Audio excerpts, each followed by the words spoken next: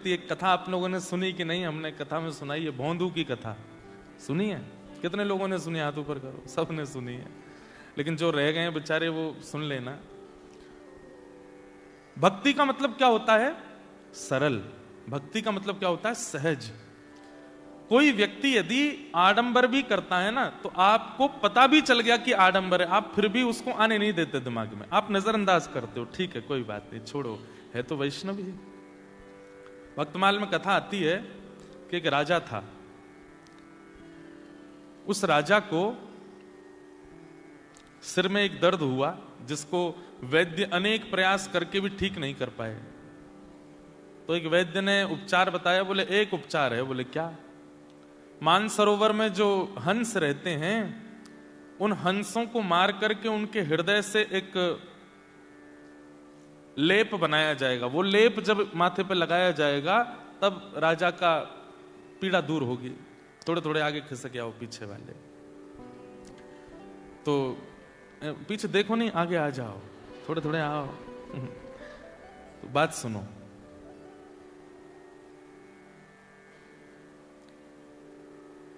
राजा ने अपने सब सैनिकों को आज्ञा की, मानसरोवर जाओ और वहां से हंसों को पकड़ के लाओ, मेरा दर्द ठीक होना चाहिए।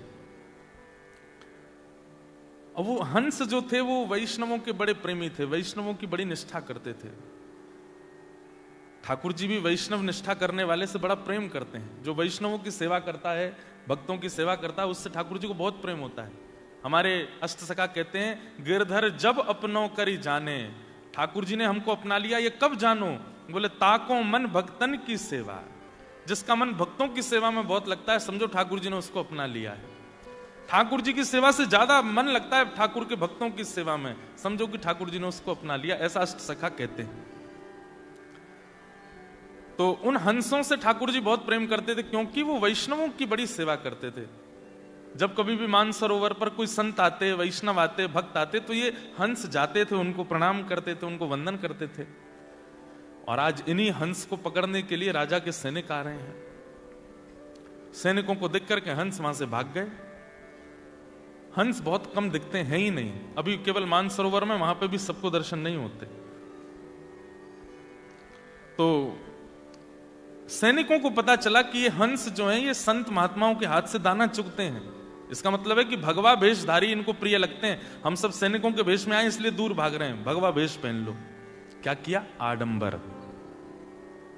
हैं सैनिक, लेकिन बन करके कैसे आए? जटा जूट बांध करके, तिलक फोटा लगा करके, धोती वोती पहन करके, संत जैसा हाथ में करताल लेकर के, नारायण नारायण करके मानसरोवर पर सैनिक आ गए।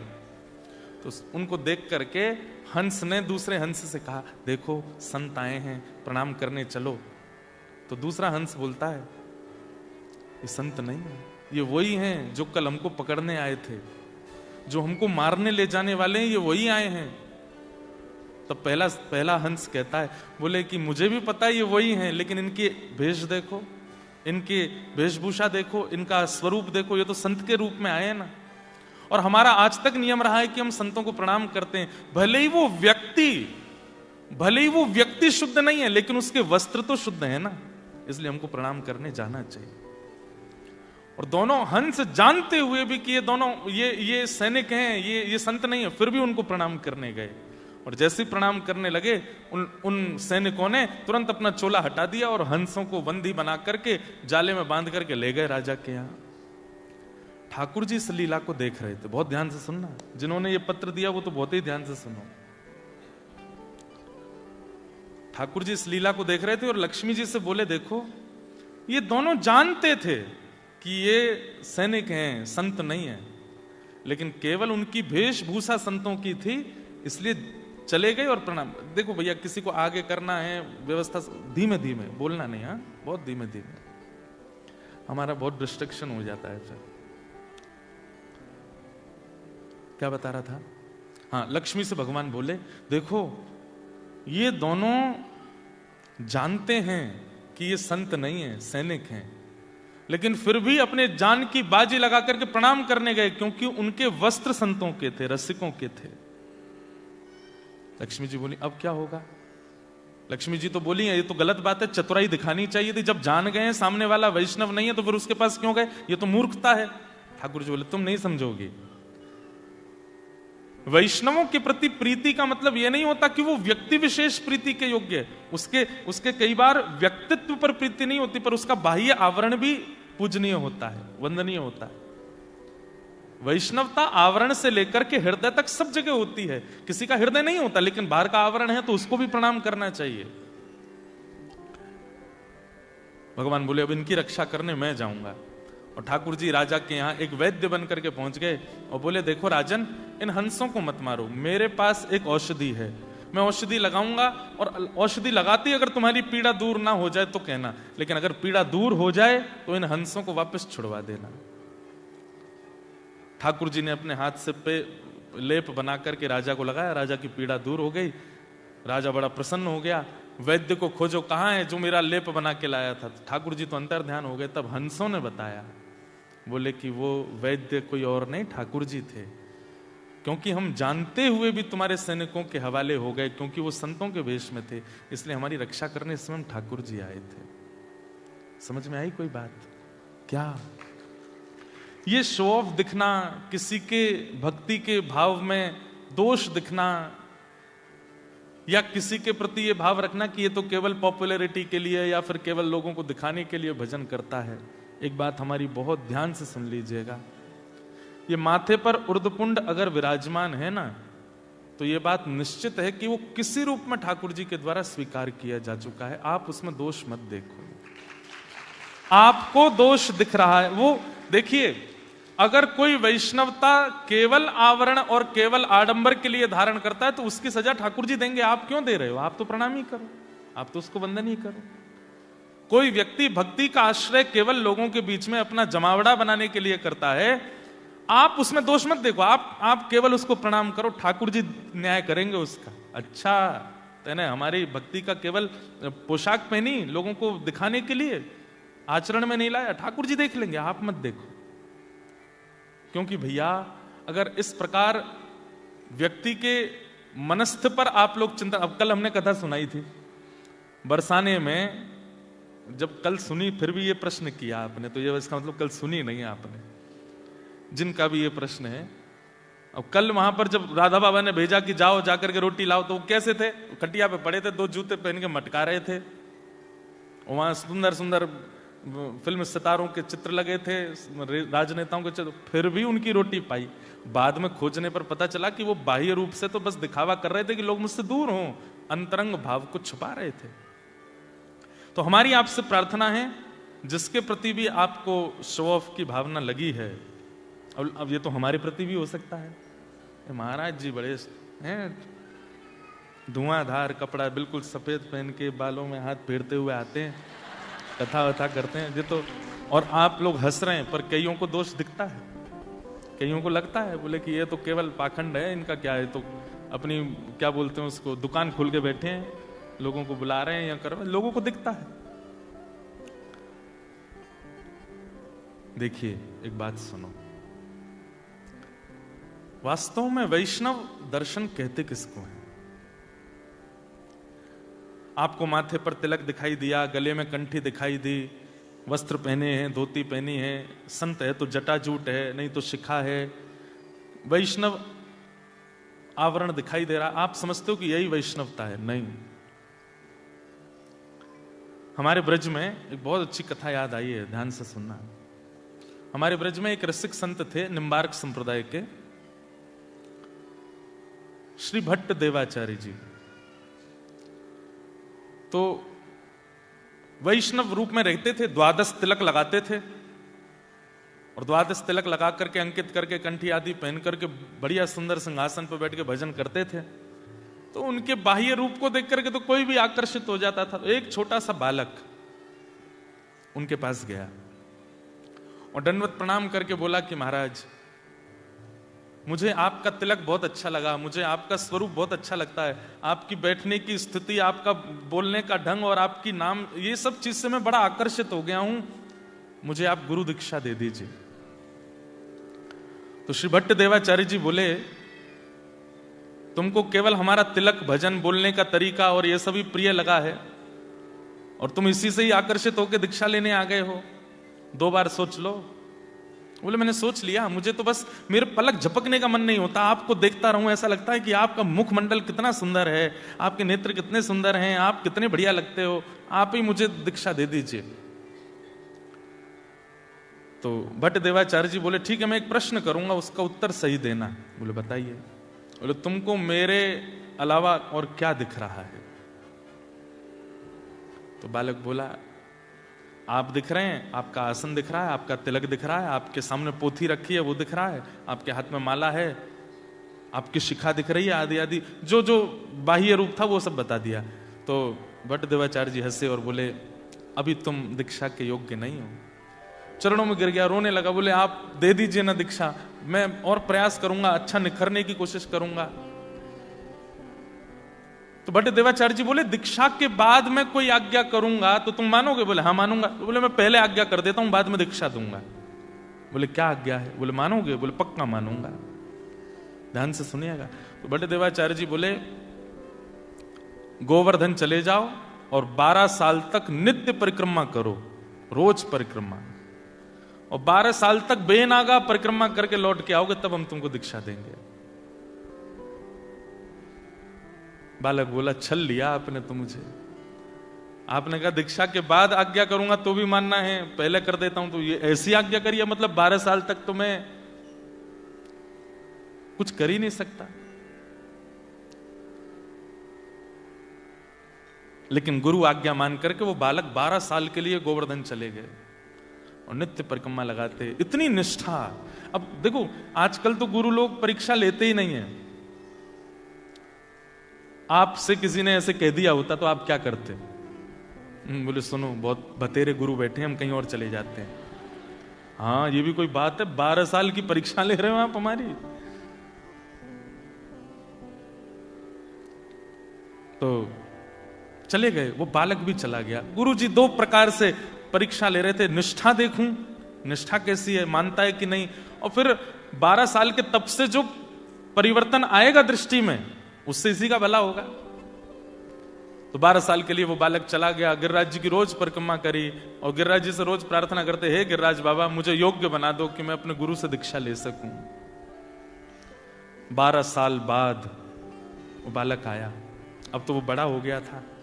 गुरुजी प्रणाम, आपने आज्ञा की थी 12 साल परिक्रमा की, मैं पूरी करके आ गया हूं, अब मुझे दीक्षा दे दो। गुरुजी बोले 12 साल हो गए? बोले हाँ। अरे मेरा लाला, अच्छा बैठो, बताओ अब तुम्हें क्या दिख रहा है?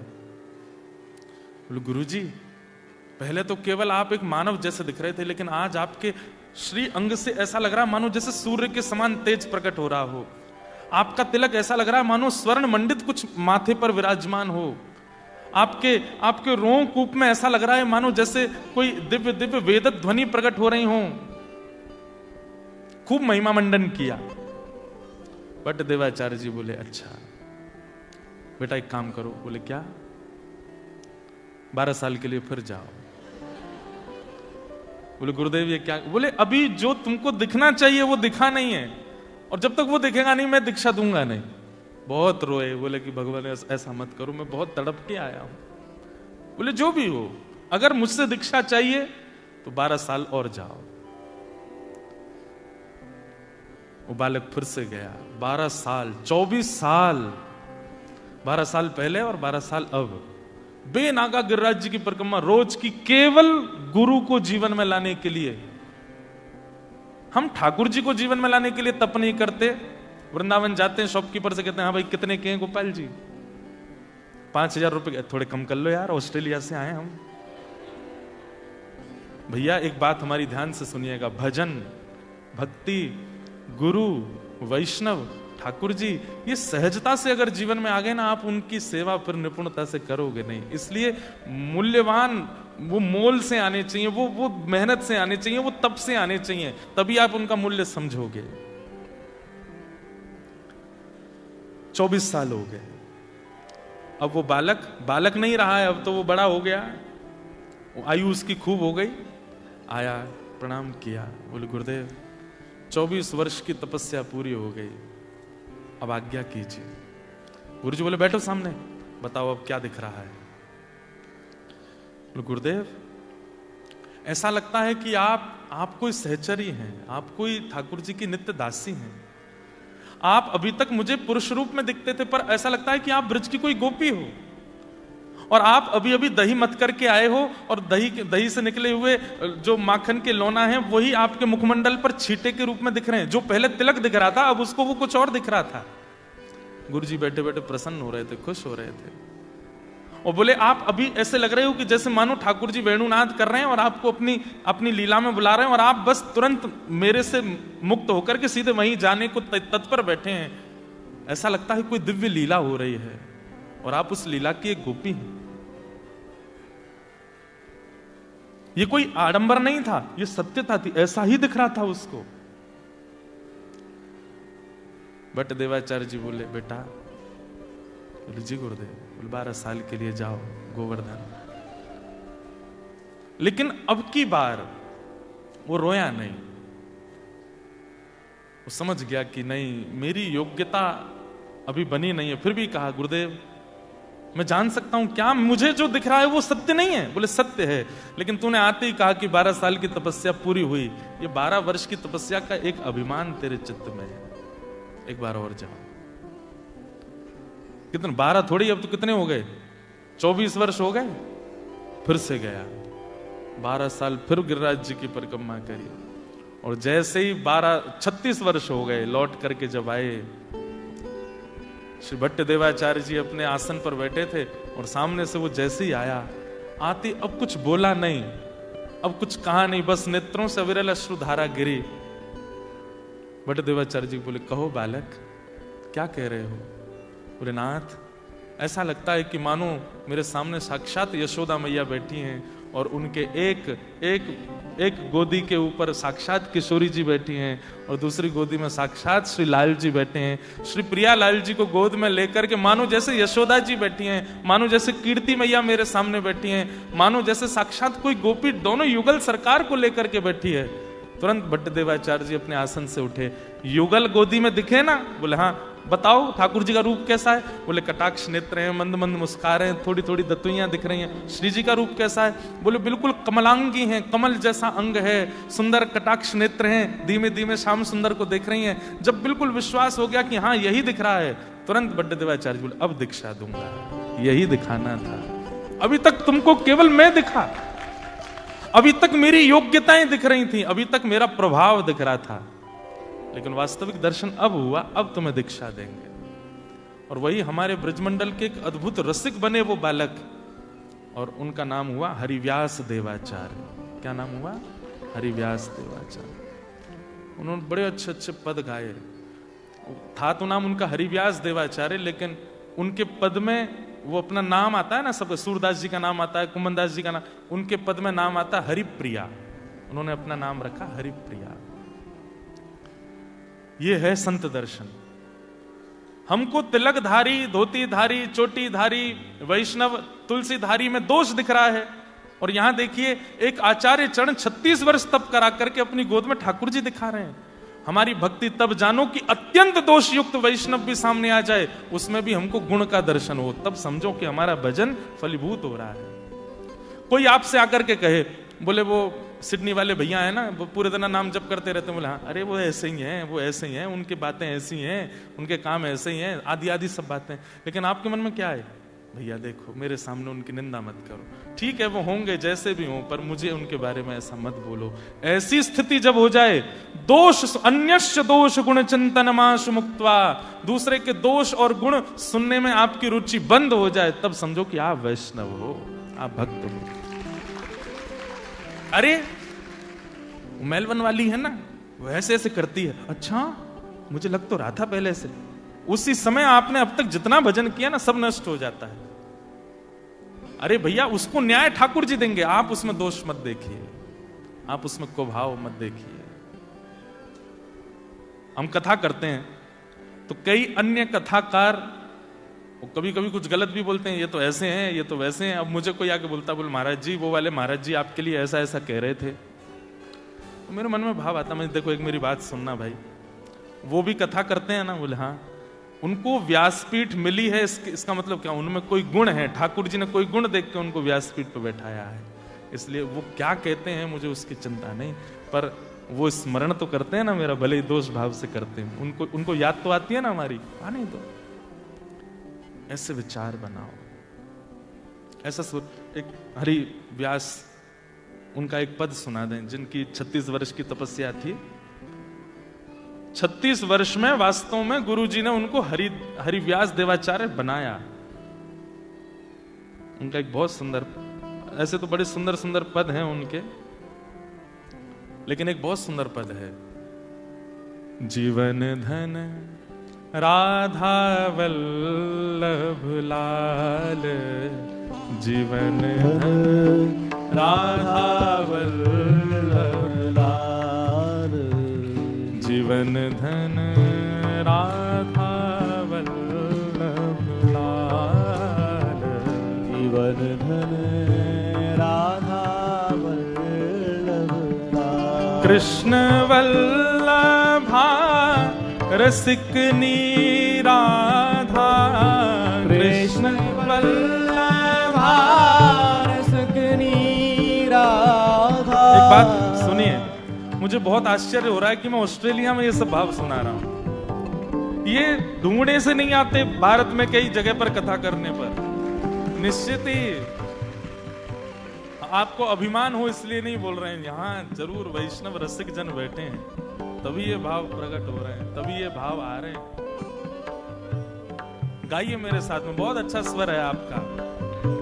कृष्ण वल्लभा रसिकनी राधा, कृष्ण वल्लभा रसिकनी राधा, कृष्ण वल्लभा रसिकनी राधा, कृष्ण वल्लभा रसिकनी राधा, वारिज बदने बाल परम धन राधा वल्लभ लाल, परम धन राधा वल्लभ लाल, जीवन धन राधा वल्लभ लाल, जीवन धन राधा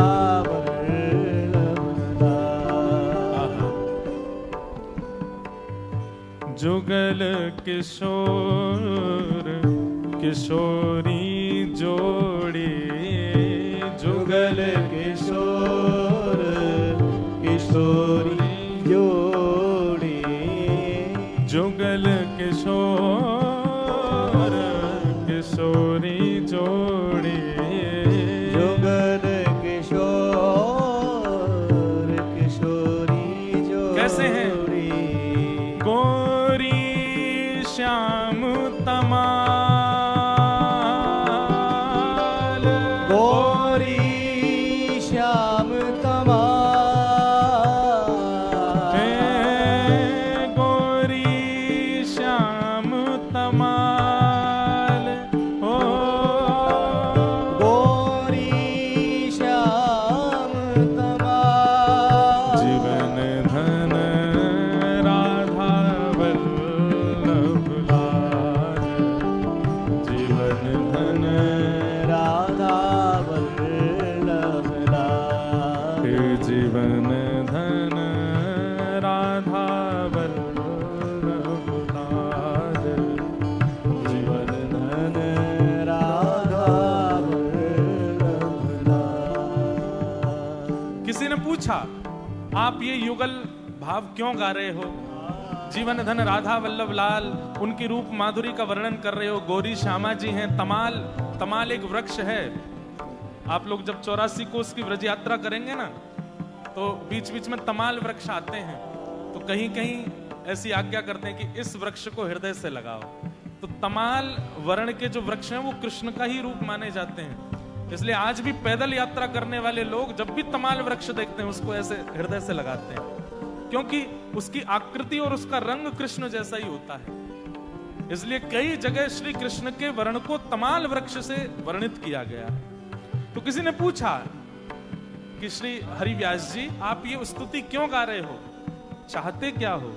तो अंतिम पंक्ति में अपने भाव कहते हैं, बसहु निरंतर श्री हरि पियाहिय, बसहु निरंतर श्री हरि पियाहिय, बसहु निरंतर हिय श्री पिया हरि, बसहु निरंतर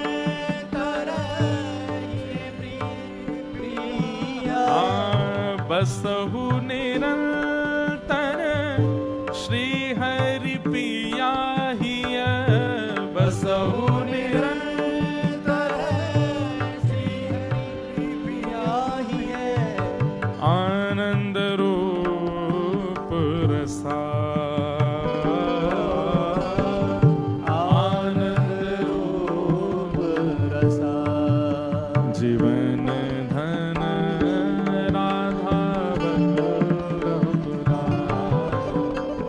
जीवन धन राधा वल्लभ दास, परम धन राधा वल्लभ लाल, परम धन राधा वल्लभ लाल, जीवन धन राधा वल्लभ लाल, जीवन धन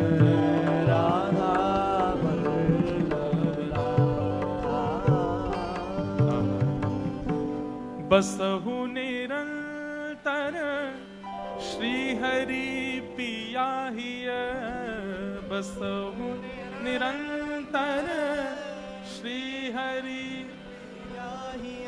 हरिव्यास देवाचार्य जी का जो निकुंज का नाम है वो क्या है? हरिप्रिया। जब गुरु दीक्षा होती है ना, तो गुरु जी भी एक नाम देते हैं गुरु दीक्षा के बाद। गुरु दीक्षा के बाद गुरुजी जो नाम देते हैं ना, फिर ठाकुर जी आपको उसी नाम से ही जानते हैं। फिर आपका जो माता पिता के द्वारा प्रदत्त नाम है उससे आपको ठाकुर जी नहीं जानते। इसलिए हमारे यहाँ नियम कहते हैं कि जब दीक्षा हो जाए तो गुरुजी जो नाम दें, पूरी दुनिया में तो आप माता पिता वाले नाम को रखो, जॉब में भी उसी नाम को रखो, सोशल अकाउंट पे भी उसी नाम से रहो, दुनिया में उसी नाम से जाओ, पर जब जब ठाकुर जी के सामने जाओ, अपने गुरु द्वारा प्रदत्त नाम से ठाकुर जी को प्रणाम करो। हे नाथ, हरिप्रिया दासी का आपको प्रणाम। अब नाम आपका भले ही कुछ भी है, लेकिन गुरु जी ने हरिप्रिया दासी रखा है, तो उसी नाम से प्रणाम। बड़े बड़े रहस्य हैं भैया। जब आप अपना गुरु प्रदत्त नाम बोलते हैं ना ठाकुर जी के आगे, फिर ठाकुर जी के मन में इच्छा प्रकट होती है कि अरे ये उस परंपरा के शिष्य हैं, चलो इनको अब निकुंज का आस्वादन कराया जाए। आप अनुभव करेंगे कि कभी कभी स्वप्न में, कभी कभी भाव में, कभी कभी इमेजिनेशन में ठाकुर जी की लीलाएं दिखेंगी। क्योंकि गुरु क्या करते हैं, हाथ पकड़ करके संसारी भाव से निकुंज में प्रवेश कराते हैं। इसलिए हरिव्यास देवाचार्य जी का निकुंज का नाम क्या है? हरिप्रिया। तो वे क्या कह रहे हैं? बसहु निरंतर हिय श्री हरिप्रिया, आनंद रूप रसाल, जीवन धन राधा वल्लभ। तो अब एक प्रश्न में पूरी कथा ही हो गई, लेकिन कोई हम विषय से बाहर नहीं गए हैं। जो वृत्रासुर का विषय है वो यही है, दासानुदासो भवतास्म भूयः। भैया एक बात सीधी हमारी अब स्पष्ट रूप से मेलबर्न वाले जान लो, सीधे ठाकुर जी के चरण मत पकड़ो। ठाकुर जी अब तक घर में सेवा करा रहे हैं, ठीक है, उनकी सेवा करो, पर उनसे भी ज्यादा इन रसिकों। अब हरिव्यास देवाचार्य जी का एक ग्रंथ है, उसका नाम है महावाणी। क्या नाम है? उसमें सुंदर सुंदर पद लिखे हैं, लीलाएं लिखी हैं ठाकुर जी की। और कोई योग्य हो तो उसको पढ़ सकता है, लीलाओं का आस्वादन कर सकता है। रसिकों के चरित्र सुनिए, भक्तमाल जी का पाठ कीजिए, रसिक जनों की कथाएं सुनना प्रारंभ करो, जीवन में परिवर्तन आने लग जाएगा, ठाकुर जी प्रसन्न हो जाएंगे। तो जिनको शो ऑफ दिखा है उसको बदलने की जगह खुद को बदल लीजिए। अब ये तो एक ही हैंडराइटिंग है, ये सारे पत्र एक ही के हैं। किसी ने कहा है राधे राधे महाराज जी, मुझे पूछना है कि जो गीत गोविंद हम गाते हैं तब जगन्नाथ जी आते हैं क्या? हाँ बिल्कुल आते हैं। श्री भक्तमाल जी में नाभा गोस्वामी कहते हैं ता सुनवे राधा रमण अवश्य पधारे, बल्कि वहां तो शब्द राधा रमण है। राधा रमण जगन्नाथ जी एक ही बात है। अगर कोई व्यक्ति गीत गोविंद का पाठ करता है,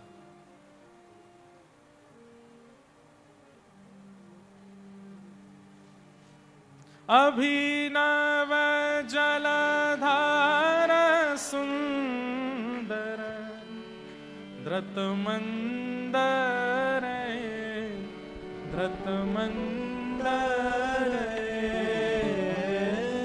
श्रीमुख चंद्र चकोर जय जय दे।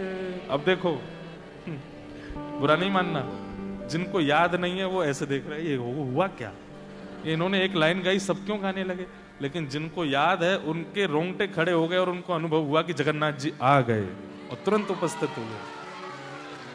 ये गीत गोविंद है, श्री जयदेव महाप्रभु के द्वारा विरचित, जो जगन्नाथ महाप्रभु को इतना प्रिय है कि श्री नाभा जी को लिखना पड़ा कि अगर कोई गीत गोविंद का पाठ करता है, चाहे वो ऑस्ट्रेलिया में करे, अमेरिका में करे, कनाडा में करे, ब्रह्मांड के किसी कोने में करे, अरे स्पेस पे जाके वहां भी करे, तो पहला शब्द प्रकट होते ही ठाकुर जी उसके सामने आ जाते हैं। उसकी योग्यता नहीं है कि उसको देखे ना, लेकिन भगवत उपस्थिति का एक सबसे बड़ा प्रमाण बताएं कि कोई भगवत बात हुई और उस बात को सुन के या उस भाव को सुन के आपके रोंगटे खड़े हो जाएं, समझ जाओ कि ठाकुर जी आ गए। दूसरा, नेत्र सजल हो जाएं तो समझ जाओ ठाकुर जी आ गए। तीसरा, आपकी जो द्वंद्व है, जो पीड़ा है, जो विचार हैं, वो सब शून्य हो जाएं, समझ जाओ ठाकुर जी आ गए। तो जिन्होंने ये भाव कहा है कि गीत गोविंद सुन के ठाकुर जी आते हैं, निश्चित आते हैं। क्या हम गीत गोविंद तब गा सकते हैं जब जगन्नाथ जी बीमार होते हैं? जगन्नाथ जी बीमार पड़ते हैं ना स्नान पूर्णिमा के बाद, क्योंकि ये भाव मन में इसलिए आया कि फिर बीमार भगवान जी को आना पड़ेगा। वाह, कितना सुंदर भाव है कि किसी का भाव है कि महाप्रभु जगन्नाथ जी जब बीमार पड़ जाते हैं तब नहीं गाना चाहिए, क्योंकि वो बेचारे बीमार हैं। अब कई लोगों के मन में प्रश्न आ रहा होगा, बताओ ये भी कोई बात है, जगन्नाथ जी बीमार पड़ते हैं? हाँ पड़ते हैं। महाप्रभु जगन्नाथ जी मानव लीला करते हैं, मानवों की तरह लीला करते हैं, और बीमार पड़ने के बहुत सारे कारण हैं। उसमें एक कारण यह है, एक माधवदास नाम का भक्त था, वो नित्य दर्शन करने जाता था, लेकिन उसको रोग हो गया और वो दर्शन नहीं कर पा रहा था। तो ठाकुर जी बोले ठीक है, तुम्हारा रोग हम ले लेते हैं। एक तो उसके लिए ठाकुर जी ऐसे हो जाते हैं। दूसरा, एक रहस्य बताएं आपको, जगन्नाथपुरी में एकादशी नहीं होती। श्री जगन्नाथ भगवान एकादशी नहीं करते और ना किसी को करने देते हैं, बल्कि जगन्नाथपुरी में नियम है कि एकादशी वाले दिन तो आकंठ पाना चाहिए और दिन से ज्यादा, ये नियम है। अगर कोई व्यक्ति एकादशी का नियम पालन करता है जगन्नाथपुरी में, ठाकुर जी टेढ़ी टेढ़ी नजर से देखते हैं उसको, बोले दारी के बाहर जाके कर, यहां मत करे, यहां तो खूब खा चकाचक। अच्छा, उसके पीछे कारण, एकादशी पर अन्न नहीं पाया जाता, और अन्न जो है वो मानव के द्वारा बनाया जाता है, मानव के द्वारा सिद्ध किया जाता है। पर जगन्नाथपुरी में जो प्रसाद है वो महाप्रसाद है, और उसको लक्ष्मी मैया बनाती हैं। लक्ष्मी जी का हाथ स्पर्श होने के बाद वो अन्न नहीं रहता, वो प्रसाद हो जाता है। इसलिए प्रसाद से एकादशी नहीं टूटती है, इसलिए महाप्रसाद पाया जाता है। हम आपको एक बात निवेदन करके कह दें, आप एकादशी नियम करते हैं और उसी समय वृंदावन से कोई आया और राधा वल्लभ जी, राधा रमण जी का प्रसाद आपके घर एकादशी को लेकर के आया। अब नियम है कि प्रसाद हाथ में आवे तो इतना विलंब भी नहीं करना चाहिए कि मैं शाम को पाऊंगा या रात को पाऊंगा या थोड़ी देर बाद। कहते हैं कि कोई कहे कि लीजिए वृंदावन से प्रसाद, तुरंत खोल करके, भले ही कैसा भी लगे, तुरंत ले, एक दाना तो रख ही लीजिए मुख में। ये प्रसाद का नियम है।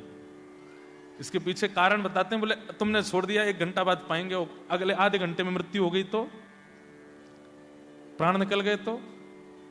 इसलिए प्रसाद जब आ जाए सामने, भले ही पेट भरा है, भले ही आप किसी अवस्था में, कुछ भी, कोई कह दे ये प्रसाद है, प्रसाद शब्द सुनते ही तुरंत एक तिनका ही सही लीजिए और तुरंत मुख में धर लीजिए। कई लोग ऐसा विचार करते हैं, एकादशी होती है, अन्न कैसे पावे, प्रसाद तो है लेकिन अन्न तो है, टूट जाएगा। पर नहीं, आप उसके प्रति अन्न बुद्धि नहीं रख सकते हो, वो प्रसाद है। और अगर उसके प्रति प्रसाद बुद्धि है तो प्रसाद से एकादशी नहीं टूटती। इसलिए उसको पा लीजिए तुरंत। अन्न पाने को निषेध है। तो किसी का भाव है कि उस दिन क्यों गाँव में बढ़िया अच्छा मत गाएगा, हम तो नियम बताते हैं कथा में, गाड़ी चल रही हो खूब तेज रफ्तार में, उस समय गीत गोविंद मत गाना। ठाकुर जी कहेंगे नहीं धीरे कर ले, मुझको दौड़ो ना जा रो। गीत गोविंद कब गाना चाहिए? जब आप व्यवस्थित बैठे हो, आनंद से बैठे हो, आसन लगा करके उस पर इत्र लगा करके बिल्कुल मंद, ठाकुर जी को श्रम ना हो, ये विचार करके गीत गोविंद का पाठ करना चाहिए। ठाकुर जी निश्चित आते हैं। गृहस्थ में पति भक्ति में नहीं है, परंतु मैं हूं, मुझे दीक्षा लेने का बहुत मन है, क्या मैं दीक्षा ले सकती हूं? और बहुत असमंजस है कि किस संप्रदाय से लेनी चाहिए आदि आदि। पहली बात, असमंजस व्यक्ति को दीक्षा नहीं लेनी चाहिए।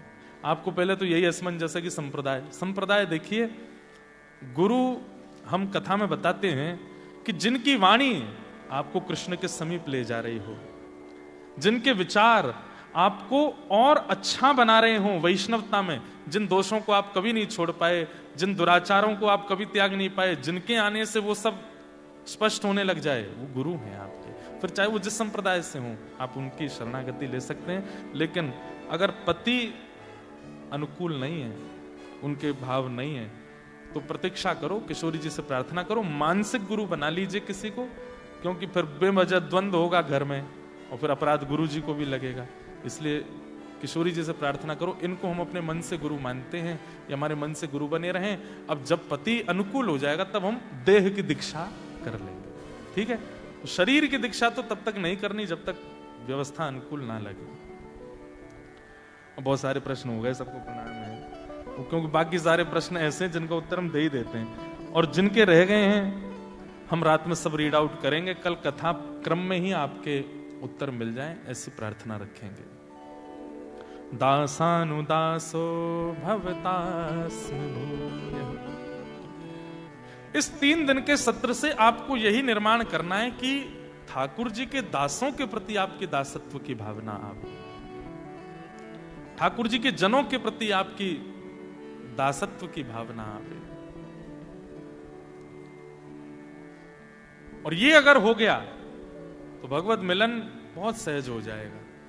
ठाकुर जी के पास सीधे जाएंगे, वैकुंठ है उनके पास देने को, लेकिन ठाकुर जी के भक्तों के पास तो निकुंज है, वृंदावन है, यमुना जी हैं, गिरिराज जी हैं, गोवर्धन है, भांडीरवन है, गोकुल है, ये सब दे सकते हैं वैष्णव चाहें तो। इसलिए वैष्णवों की शरणागति करो, ठाकुर जी को भजवे वारेन के दास बनो। और क्या कहते हैं? मनस्मरेता सुपतेर गुणांस्ते गृणीत वा कर्म करो तुकाय।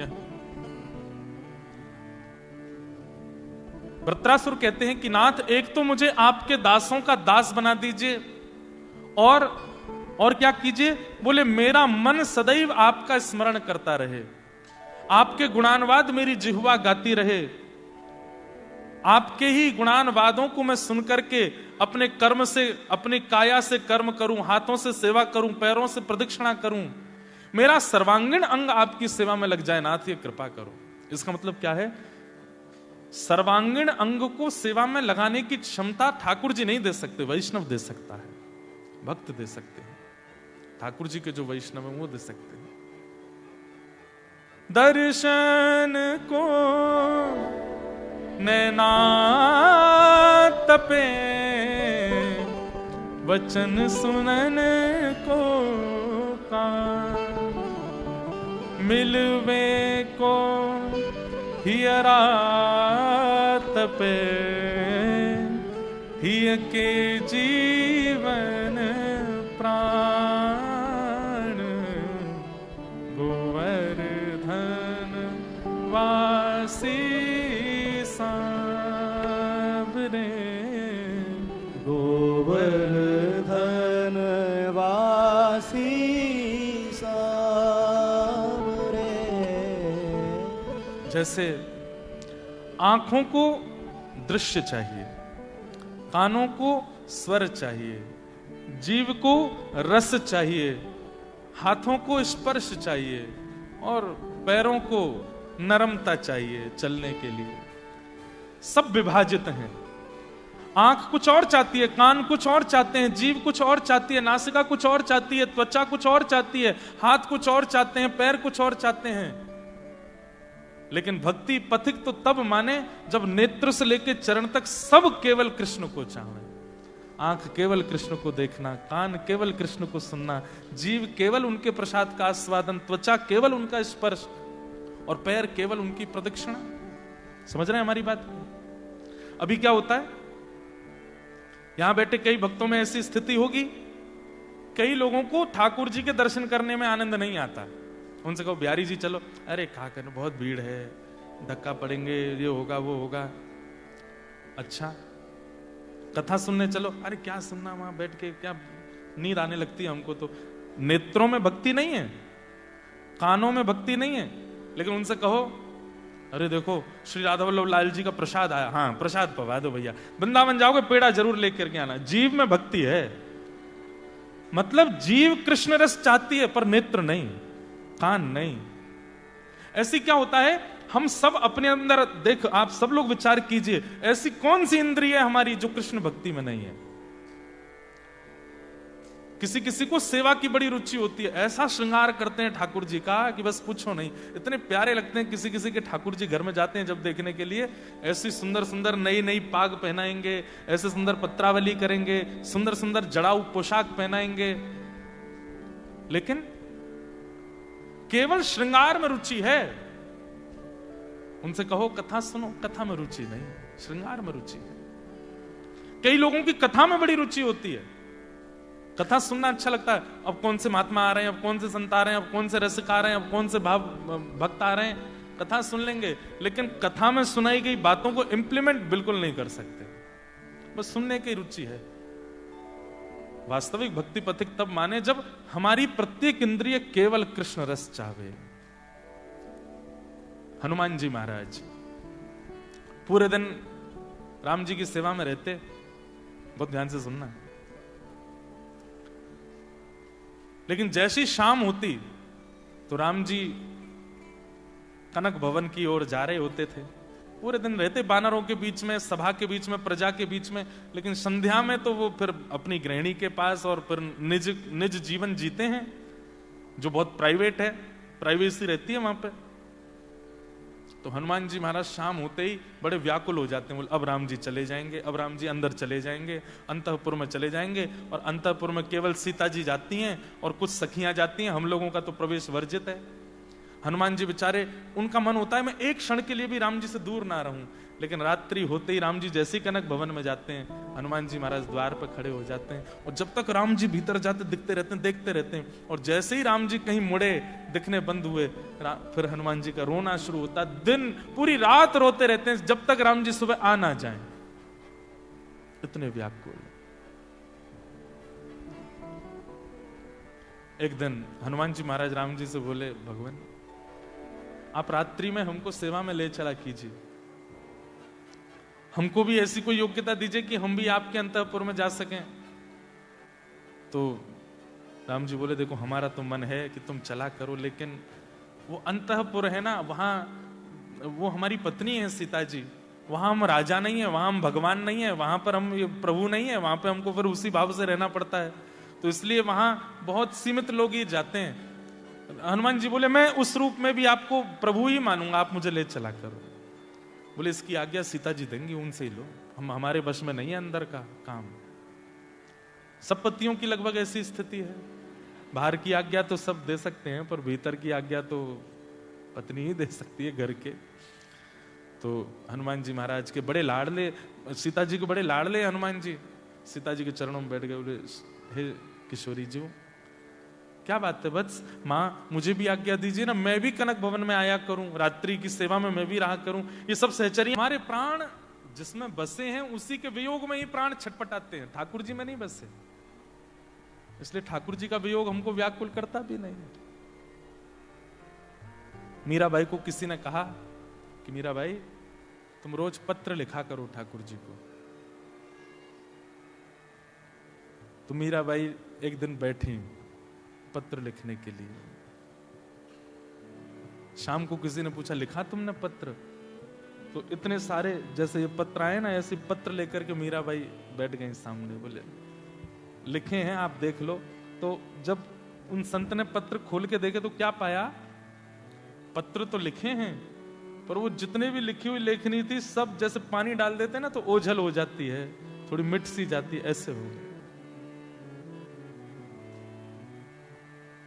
बहुत अच्छा पद लगता है मुझे। पतियां मैं कैसे लिखूं, लिखी ही न जाए। पतियां मैं कैसे लिखूं, लिखी ही न जाए। कलम धरत मेरो कर कांपत है, कलम धरत मेरो कर कांपत। आप कहते हैं कि तुम कृष्ण को पत्र लिखो, मैं कैसे लिखूं? मैं जब पत्र लिखने के लिए बैठती हूँ मेरे हाथ इतने कांपते हैं कि मुझे दूसरे हाथ से पकड़ना पड़ता है। इतनी व्याकुलता चित्त में आ जाती है, अपने भाव में लिखूं कैसे, वर्णन करूं कैसे? बंधुओं, प्रेम की चरम अवस्था ये कि प्रेमी कितना व्याकुल है वो बता नहीं पाएगा। शब्द इतनी क्षमता नहीं रखते कि उसकी व्याकुलता को बता दें। और जो अपनी व्याकुलता बता देता है, चाहे वो कोई प्रेमी बता, मैं तुम्हारे लिए इतना व्याकुल था, मैं इतना तड़प रहा था, अगर शब्दों में आप बयां कर रहे हो तो इसका मतलब आप व्याकुल थे ही नहीं। शब्द नहीं बता पाएंगे। कलम धरत मेरो कर कांपत है, कलम धरत मेरो कर कांपत है। और जो थोड़ा बहुत लिखा भी वो सब मिट गया। क्यों? नैन रहे हैं झड़ाए, नैन रहे हैं झड़ाए। पतियां मैं कैसे लिखूं, लिखी ही न जाए। पतियां मैं कैसे लिखूं, लिखी ही न जाए। ये व्याकुलता होती है। हनुमान जी महाराज व्याकुल हो गए। राम जी से बोले कि आप हमको रात्रि सेवा में ले चला करो। राम जी बोले सीता जी से आज्ञा ले लो।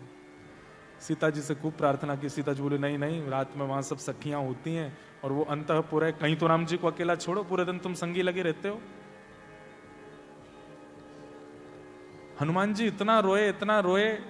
अब हनुमान जी रो रहे हैं, देवी देवता प्रकट हो गए हाथ जोड़ के, हनुमान जी आप आज्ञा करो, क्या करना है? तो हनुमान जी बोले मेरा दुर्भाग्य है कि मैं हनुमान हूं, मुझे सहचरी बना दो, मुझे कोई सखी बना दो। मैं भी कोई नथनी पहन करके, चुनरी ओढ़ करके कोई कन्या बन जाऊं और मुझे राम जी के अंतःपुर में जाने का अवसर मिले। अब ये तो सब देवी देवता हाथ जोड़ खड़े रहे, बोले कि ये हम कैसे कर सकते हैं, और हमको दंड और लगेगा कि हनुमान जी को छोरी बनाया है। लेकिन हनुमान जी की विरह वेदना इतनी थी कि नेत्रों से अश्रुपात हो रहा था। वो नेत्रों का अश्रुबिंद ही एक छोटी सी धारा बनकर के सरजू जी में गया, और जैसे ही सरजू जी में प्रविष्ट हुआ, सरजू जी उस ताप को सह नहीं पाई जो हनुमान जी के अश्रुओं में था। बंधुओं, मानव के पास सबसे बड़ा बहुमूल्य रत्न क्या है बताओ? उसके आंसू। सबके लिए मत बहाया करो। बात बात पर नेक नेक सी बातों पर आप आंखों में आंसू भर लाते हो। सबके लिए अश्रु नहीं होने चाहिए, और संसार के लिए तो बिल्कुल नहीं होने चाहिए। पत्नी, पति, बच्चे, खानदान, इनके लिए मत रोया कीजिए। एकांत में अपने ठाकुर जी के सामने कभी बोले, नाथ कितना दूर भेज दिया आपने हमको ऑस्ट्रेलिया। एक बात बताएं आपको, विदेश में रहने वाले भक्त एक भक्ति में निपुण हो सकते हैं, वो चाह जाएं तो, प्रेम विरहा भक्ति।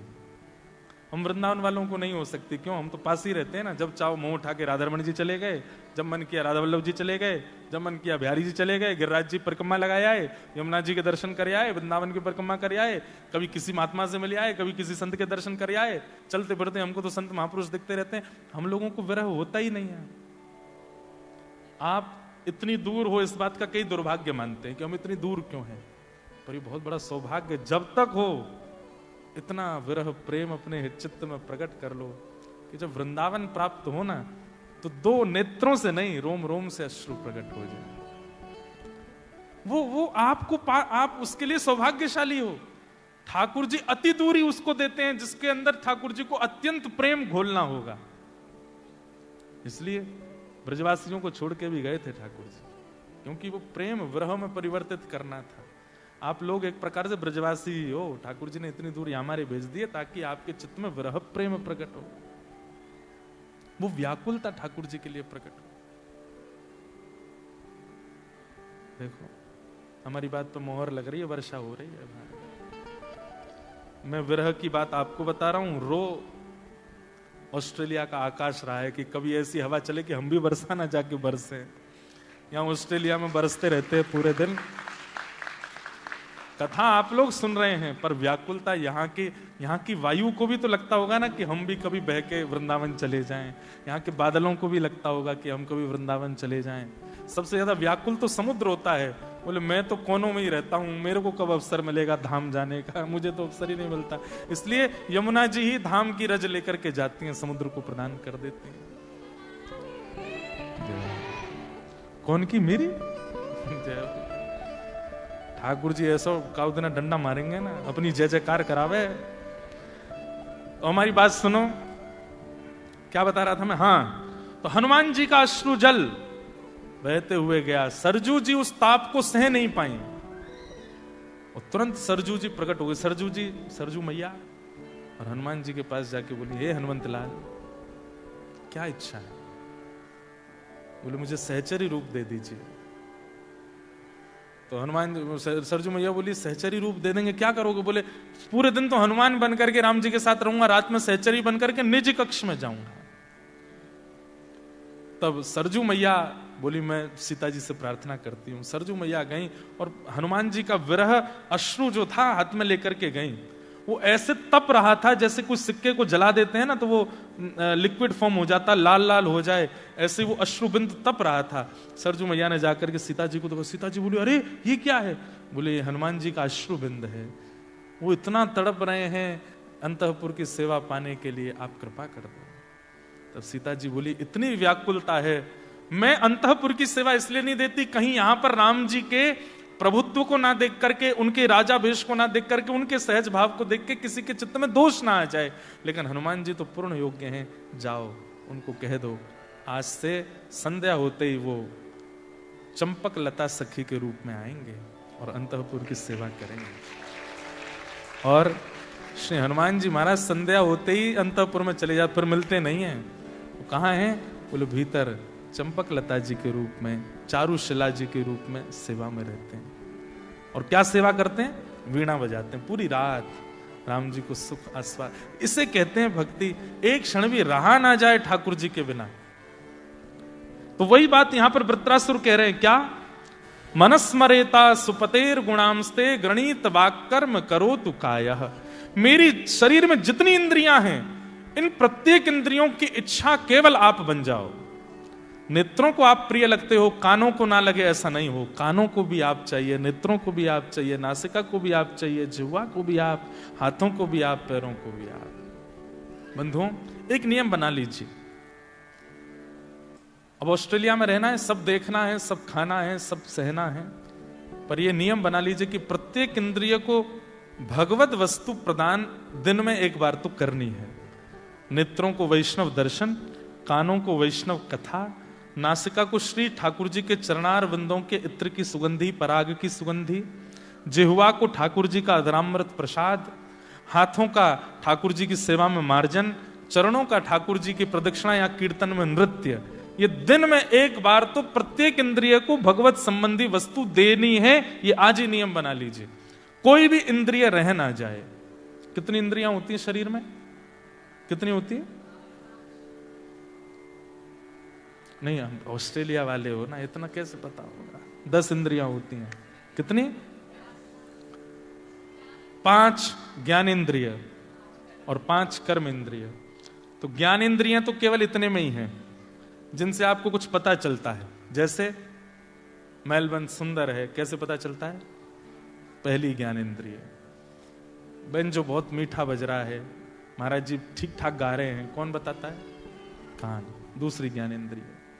सुगंधी बहुत अच्छी है, नासिका तीसरी ज्ञान इंद्रिय, प्रसाद बहुत मधुर है चौथी ज्ञान इंद्रिय, मेलबर्न में बहुत ठंड है त्वचा पांचवी ज्ञान इंद्रिय।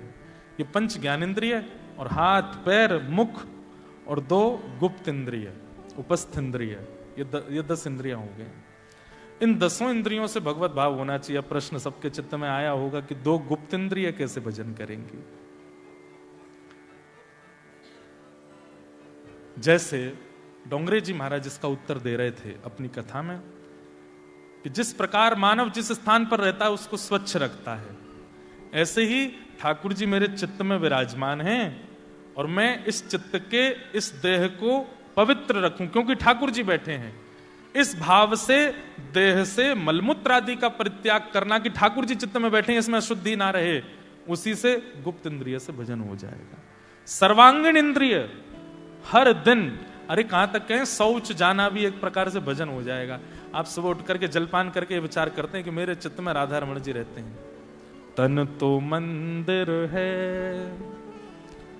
तन तो मंदिर है, मन है वृंदावन, मन के वृंदावन में बसे हैं श्री राधा रमन। वासना को छोड़ तू भक्ति पथ पे चल, वासना को छोड़ तू भक्ति पथ पे चल। वासना में क्यों पड़े आरती सजल, वासना मरे नहीं। मेरे ऊपर भी बहुत छार आ रहे हैं। वासना मरे नहीं, तन का हो निधन, मन के वृंदावन में बसेंगे श्री राधा रमन। आज से 10 साल पहले जब हमने कथा करनी शुरू की थी तब ये पद कंपोज किया था, कभी गाया नहीं, 1-2 बार ही गाया होगा, आज गा रहे हैं। बहुत सुंदर भाव है। तो प्रत्येक इंद्रिय को ठाकुर जी को दिन में सुबह उठने से रात्रि सोने तक अर्पित करना है, ये नियम बना लीजिए। कोई भी इंद्रिय रह ना जाए आप। वो कैसे करना है? अपने काम में, अपने जॉब में, वो मैनेजमेंट करने का काम आपका है, वो हमारा नहीं है, आप कीजिए। पर हर दिन अपनी प्रत्येक इंद्रियों को भगवत दर्शन, भगवत आस्वादन कराओ। वही बात यहां पर वृत्रासुर ने मांगी है ठाकुर जी से। वृत्रासुर स्तुति गाते हुए कह रहे हैं, मनस्मरेता सुपतेर गुणांस्ते गृणीतवा कर्म करो तुकाय। प्रथम श्लोक में वृत्रासुर ने क्या क्या मांगा? सबसे पहली वस्तु मांगी कि आपके दासों के दासों का मुझे दास बना दीजिए। और दूसरी वस्तु क्या मांगी? मेरी प्रत्येक इंद्रिय आपका स्मरण करे हर समय, ऐसी मुझ पर कृपा कर दो। तो ये 2 बात अब लिखते जाइएगा कि क्या क्या वृत्रासुर मांग रहे हैं और हमको क्या क्या अनुभव उनसे करना है। दूसरी बात, दूसरे श्लोक में क्या कहते हैं वृत्रासुर? न नाकपृष्ठम न च पारमेष्ठम न सार्वभौमम न रसाधिपत्यम न योग सिद्धिरपुनर्भवं वा समञ्जसत्वा विरहैकांक्षे। अब देखो, वृत्रासुर जब स्तुति गा रहा था तो ठाकुर जी बोले, ये इतनी चिकनी चुपड़ी बातें जो तुम कर रहे हो ना हमारे सामने कि अपने दासों का दास हमको बना दो, मेरी प्रत्येक इंद्रिय से मैं आपका भजन करूं, ऐसा मुझे कर दो, मुझे सब पता है। तुम इन सब चीजों से मुझे बहला करके, मुझे मेरे अंदर अपने प्रति राग प्रकट करके तुम ये कहोगे एक दिन की नाथ मुझे ब्रह्मा जी की पदवी दे दो, मुझे यमलोक का राजा बना दो, मुझे पृथ्वी का स्वामी बना दो। तुमको जरूर ये सब चाहिए, तभी तुम मेरे सामने इतनी अच्छी अच्छी बातें कर रहे हो। अति भक्ति चोरे लक्षण। बंगाली में कहते हैं, कोई व्यक्ति आपके सामने जबरदस्ती, आपने चाय बनाई, पानी इतना ज्यादा डाल दिया कि बिल्कुल बेस्वाद हो गई, लेकिन एक व्यक्ति आपके संग, उसको कुछ काम नहीं है, केवल आपकी हांजी हांजी करता रहता है। आपने चाय दी, कैसी, अरे महाराज आपसे बढ़िया तो कोई नहीं बना सकता, तो क्या जवाब, सब बंद हो जाने चाहिए स्टोर, आपकी चाय चलनी चाहिए दुनिया में, क्या बनाते हो आप। कई लोग ऐसे होते हैं, वो आपकी जबरदस्ती बड़ाई करते हैं। तुलसीदास जी कहते हैं ऐसों से दूर रहना, और ये आपको कभी बढ़ने नहीं देंगे आगे, इसलिए कहते हैं निंदक नियर राखिए, ज्यादा प्रशंसा करने वालों से दूरी रहा कीजिए। और एक शास्त्रीय बात है, प्रशंसा सुनने से पुण्य घटते हैं और अपने प्रति अपवाद सुनने से पाप घटते हैं। कोई व्यक्ति आपकी प्रशंसा कर रहा है तो इसका मतलब आपके जितने पुण्य हैं उनके बदले ही तो प्रशंसा कर रहा है। पुण्य से क्या प्राप्त होता है? यश, कीर्ति, मान, प्रतिष्ठा, यश, वैभव, ये सब पुण्यों से प्राप्त होता है। तो कोई व्यक्ति अगर आपकी 4 बात अच्छी बोल रहा है तो ये मतलब आपके पिछले कम से कम 15-20 गंगा स्नान का सारा पुण्य खत्म हो गया उसकी प्रशंसा करते ही, क्योंकि पुण्यों से वही तो मिलता है। लेकिन कोई व्यक्ति अगर आपका अपमान कर रहा है, आपके बारे में दुर्वचन बोल रहा है, आपकी थोड़ी निंदा कर रहा है 4 जगह जाकर, अरे ये तो ऐसा ही है, ये तो वैसा ही है, और कोई आके आपको बता दे आपकी निंदा हो रही थी, प्रसन्न हो जाए, बढ़िया है। ऑस्ट्रेलिया में गंगा स्नान हो गया हमारा, ऑस्ट्रेलिया बैठे बैठे ही हमारे पाप नष्ट हो रहे हैं, हमको कुछ करना ही नहीं पड़ा, साधन यहीं बैठ करके हमको समाधान मिल रहा है। ज्यादा अपनी प्रशंसा सुनने की इच्छा मत रखिए और ज्यादा प्रशंसा करने वाले से थोड़ा दूर रहिए। लेकिन एक मुझे लीला याद आई है। गुरु के प्रति शिष्य को ऐसा होना चाहिए, क्या गुरु जी कहें हां तो हां, गुरु जी कहें ना तो ना, वहां पर यह संबंध चल जाएगा। पर संसार में ये नहीं निभाना चाहिए कि जबरदस्ती किसी के। अच्छा, दूसरी बात यह भी तो है कि संसार में आप हां जी क्यों कर रहे हो?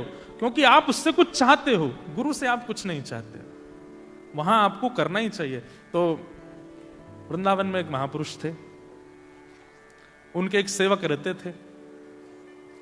तो वो सेवक गुरु जी की बात के ऊपर अपनी बुद्धि लगाते ही नहीं थे, गुरु जी जो कहते हैं वही है। तो किसी ने गुरुजी से कहा कि गुरुजी जमुना जी में बहुत बाढ़ आ गई है। तो गुरुजी ने अपने चेला से कहा, चेला राम तुम सुबह गए थे जमुना जी में बाढ़ आ गई है क्या? बोले हाँ बहुत बाढ़ आ गई है, सारे दुकानें बह गई, घर बह गए, लोग बाग सब बह के चले गए, जमुना जी पूरी अथाह हो गई है, राधा रमन जी तक जल आ गया, राधा वल्लभ जी तक पहुंच गया, बिहारी जी की दहली आने छूने वाली है आदि आदि। तो गुरुजी बोले इतनी बाढ़ आ गई, इतना जल भर गया, हमने तो इतना जल तो नहीं सुना कि बिहारी जी तक पहुंच जाए। इतने में बाहर से कोई व्यक्ति आया। तो गुरुजी बोले क्यों भाई, जमुना जी में बहुत बाढ़ आ गई है? बोले नहीं, वहां तो धूल उड़ रही है वहां तो गुरुजी ने चेला को बोला, ए तुम कह रहे थे कि जमुना जी में बाढ़, ये तो कह रहे हैं कि वहां धूल उड़ रही है। बोले झूठ बोल रहे हैं, धूल उड़ रही है, जमुना जी में बाढ़ आई है। और चलो चल के देखा तो वहां थी नहीं बाढ़, धूल उड़ रही थी। तो गुरुजी बोले तूने ऐसा क्यों बोला? बोले गुरुजी हम अपनी बुद्धि नहीं लगाते, आपने कहा जमुना जी में बाढ़ आ गई है, आप मुझसे पूछ रहे हैं, मैं इतना योग्य नहीं कि आपके प्रश्नों का मैं उत्तर दूं। आपने कहा जमुना जी में बाढ़ आ गई, मैंने मान लिया आ गई है। बोले तेने इतना बढ़ा के बोला कि राधा वल्लभ जी तक पहुंच गया, राधा रमन जी तक पहुंच गया। बोले गुरुजी यही तो शिष्यत्व है कि गुरु की बात के आगे अपनी बुद्धि नहीं लगानी चाहिए। गुरुजी बोले बेटा तुझे भगवान जरूर मिलेंगे, तू चिंता नहीं कर, इतना विश्वास तेरा अटूट है मेरे ऊपर कि मैं तुझसे कुछ पूछ रहा हूं तो उसमें भी हम ही भर देता है। ऐसी बुद्धि गुरु के प्रति तो रख सकते हैं, लेकिन जिससे संसार की कोई कामना है उसके प्रति नहीं। तो ठाकुर जी बोले वृत्रासुर से कि वृत्रासुर तुम इतनी अच्छी अच्छी स्तुति इसलिए कर रहे हो क्योंकि तुम चाहते हो कि मैं तुम्हें यमपुरी का राजा बना दूं, तुम चाहते हो कि मैं तुम्हें इंद्र की पदवी दे दूं। तब वृत्रासुर कहते हैं नाथ आपके मन में ये विचार आ रहा है, ये दुर्भाग्य है मेरा, लेकिन अब मेरी बात सुन लीजिए कि मुझे चाहिए क्या। ठाकुर जी बोले बताओ। बोले पहले वचन दो। बोले क्या? जो मांगूंगा सो दोगे। सब देवता घबराने लगे, हमारी पदवी मांग ली तो?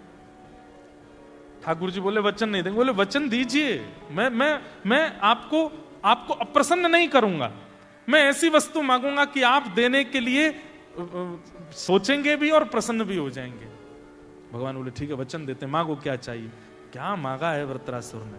वृत्रासुर कहता है, न नाक पृष्ठम न च पारमेष्ठम न सार्वभौमम न रसाधिपत्यम न योग सिद्धिर पुनर्भवम वा। ना तो मुझे ब्रह्मा की पदवी चाहिए, ना मुझे इंद्र का सिंहासन चाहिए, ना मुझे पृथ्वी का राजा बनना है, ना मुझे यमलोक का राजा बनना है, ना मुझे रसातल का राजा बनना है, ना मुझे योग चाहिए, ना मुझे सिद्धि चाहिए, ना निवृद्धि चाहिए, कुछ नहीं चाहिए। ठाकुर जी बोले तो चाहिए क्या? सब लोग इधर देखो, ध्यान से सुनो, क्या कहता है? समंजसत्वा विरहय कांक्ष। हे नाथ, ऐसी कृपा कर दो कि मैं आपकी याद में रोने लगूं, तड़पने लगूं, व्याकुल हो जाऊं। आप मुझे जो दिख रहे हो ये दिखने बंद हो जाओ, आप कहीं चले जाओ और मुझे तड़पता हुआ छोड़ जाओ। मैं इतना व्याकुल हो जाऊं कि मेरे प्राण निकलने को हो जाएं और मैं चीख चीख करके आपको बुलाऊं, लेकिन नाथ आप आना नहीं, मुझे तड़पने देना, मुझे व्याकुलता चाहिए। हे नाथ, मुझे विरह दे दीजिए, मुझे व्याकुलता दे दीजिए। भगवान बोले, क्या मांग रहे हो? मैं तुम्हारे सामने खड़ा हूं, ये व्याकुलता विरह तुम्हें क्यों चाहिए? वृत्रासुर कहता है कि प्रियतम सामने होता है तो केवल दो नेत्रों को दिखाई देता है, लेकिन जब सामने नहीं होता ना तो मन, बुद्धि, चित्त, रोम हर किसी को दिखाई देता है, हर अंग को अनुभव होता है, हर रोम को अनुभव होता है। नाथ, मुझे आपको देखना नहीं है, मैं आपके विरह में व्याकुल हो जाऊं, तड़पने लग जाऊं। नाथ, ऐसी कृपा कर दो। बंधुओं, हर व्यक्ति संयोग मांगता है, लेकिन एकमात्र वृत्रासुर है श्रीमद् भागवत में जिसने ठाकुर जी से वियोग मांगा। नाथ, अभी इसी वक्त अंतर ध्यान हो जाइए, मेरे सामने से चले जाइए। ठाकुर जी बोले, पहला ऐसा भक्त देखा है जो मैं सामने आ गया बोल रहा है चले जाओ। बोले क्यों? बोले आप मुझ पर कृपा कर रहे हैं, मुझे ये सहन नहीं हो रहा है, मैं इसके लायक नहीं हूं, मुझे तड़पने दीजिए, व्याकुल होने दीजिए, पीड़ित होने दीजिए। नाथ, मुझे विरह दे दीजिए, मुझे व्याकुलता दे दीजिए। हम सोचते थे कान्हा कहीं कुंजन में होगा, सोचते थे कान्हा कहीं कुंजन में होगा, अभी तो मिलन का हमने सुख नहीं भोगा। अभी तो मिलन का हमने सुख नहीं भोगा। सुन के प्रेम की परिभाषा, सुन के प्रेम की परिभाषा, मन में बंधी थी जो आशा, मन में बंधी थी जो आशा, आशा हुई रे निराशा, झूठी दे गया दिलासा, श्याम ना मिला हमें, श्याम ना मिला हमें, श्याम ना मिला हमें, श्याम ना मिला। हे सुन राधिका दुलारी, सुन राधिका दुलारी, तेरे द्वार का भिखारी, तेरे द्वार का भिखारी, तेरे श्याम का पुजारी, एक पीड़ा है हमारी, हमें श्याम ना मिला हमें, श्याम ना मिला हमें, श्याम ना मिला हमें, श्याम ना मिला। विरह, व्याकुलता, मुझे यही चाहिए नाथ, और कुछ नहीं चाहिए। बंधु, एक बात बताएं आपको, जब व्यक्ति ठाकुर जी के प्रेम में रुदन करता है ना, उतना ही उसका चित्त पवित्र होता चला जाता है। जब उसके चित्त में व्याकुलता ठाकुर जी के प्रति होती है, उतना ही पवित्र हृदय वो व्यक्ति हो जाता है। क्षमा कीजिएगा, भगवत विरह जिसके चित्त में नहीं है, भगवत व्याकुलता जिसके चित्त में नहीं है, खूब भजन करता है, खूब साधन करता है, नित्य तिलक धारण करता है, नित्य माला करता है, लेकिन कहीं ना कहीं उसकी वाणी में, उसके शब्दों में पवित्रता नहीं होगी, क्योंकि व्याकुलता चित्त में नहीं है, विरह चित्त में नहीं है। विरह, ठाकुर जी जिससे अतिशय प्रेम करते हैं उसको विरह प्रदान करते हैं। और आज वृत्रासुर कहकर के बोल रहा है ठाकुर जी से कि नाथ, मुझसे दूर चले जाइए आप। मैं चाहता हूं कि आपको देखूं, आपको सुनूं, आपको पकड़ूं, आपके साथ रहूं, आपके चरण छूऊं, लेकिन इतना सामिप्य यदि मुझे मिल गया तो कहीं मैं प्रेम लक्षणा भक्ति से दूर ना हो जाऊं। इसलिए नाथ आप दूर चले जाओ और मुझे रोता बिलखता छोड़ दीजिए यहीं पर। अरे सूरदास, उनके पास नेत्र नहीं है, लेकिन ठाकुर जी जिस दिन प्रकट हो गए, सूरदास जी को नेत्र दे दिए। सूरदास जी ने ठाकुर जी के सर्वांगीण अंग का दर्शन किया। नेत्र मधुर है, नाक मधुर है, होठ मधुर है, कान मधुर है, हाथ मधुर, पैर मधुर, सर्वांगीण अंग का दर्शन करने के बाद सूरदास जी व्याकुल होकर के चरणों से लिपट गए और बोले, नाथ अब एक वरदान और दे दीजिए। बोले क्या? मेरे नेत्रों को इसी वक्त फिर से अंधा कर दीजिए। नाथ, मैं इतना सामिप्य सह नहीं पाऊंगा आपका, इतना संयोग मत दीजिए मुझको, मुझे फिर से विरह में छोड़ दीजिए, फिर से व्याकुल कर दीजिए, मैं रोता रहूं बस आपकी याद में। बंधुओं, ये विरह मांगा है किसने? वृत्रासुर ने। ठाकुर जी स्तब्ध हो गए वृत्रासुर की बात सुन के। दुनिया में हर जीव संयोग मांगता है, हर जीव सामिप्य मांगता है, ये पहला मिला है जो वियोग मांग रहा है। अपनी आंखें छुपाने लगा, कहने लगा, नाथ चले जाइए मेरे से दूर, मुझे रोने दीजिए, तड़पने दीजिए, व्याकुल होने दीजिए।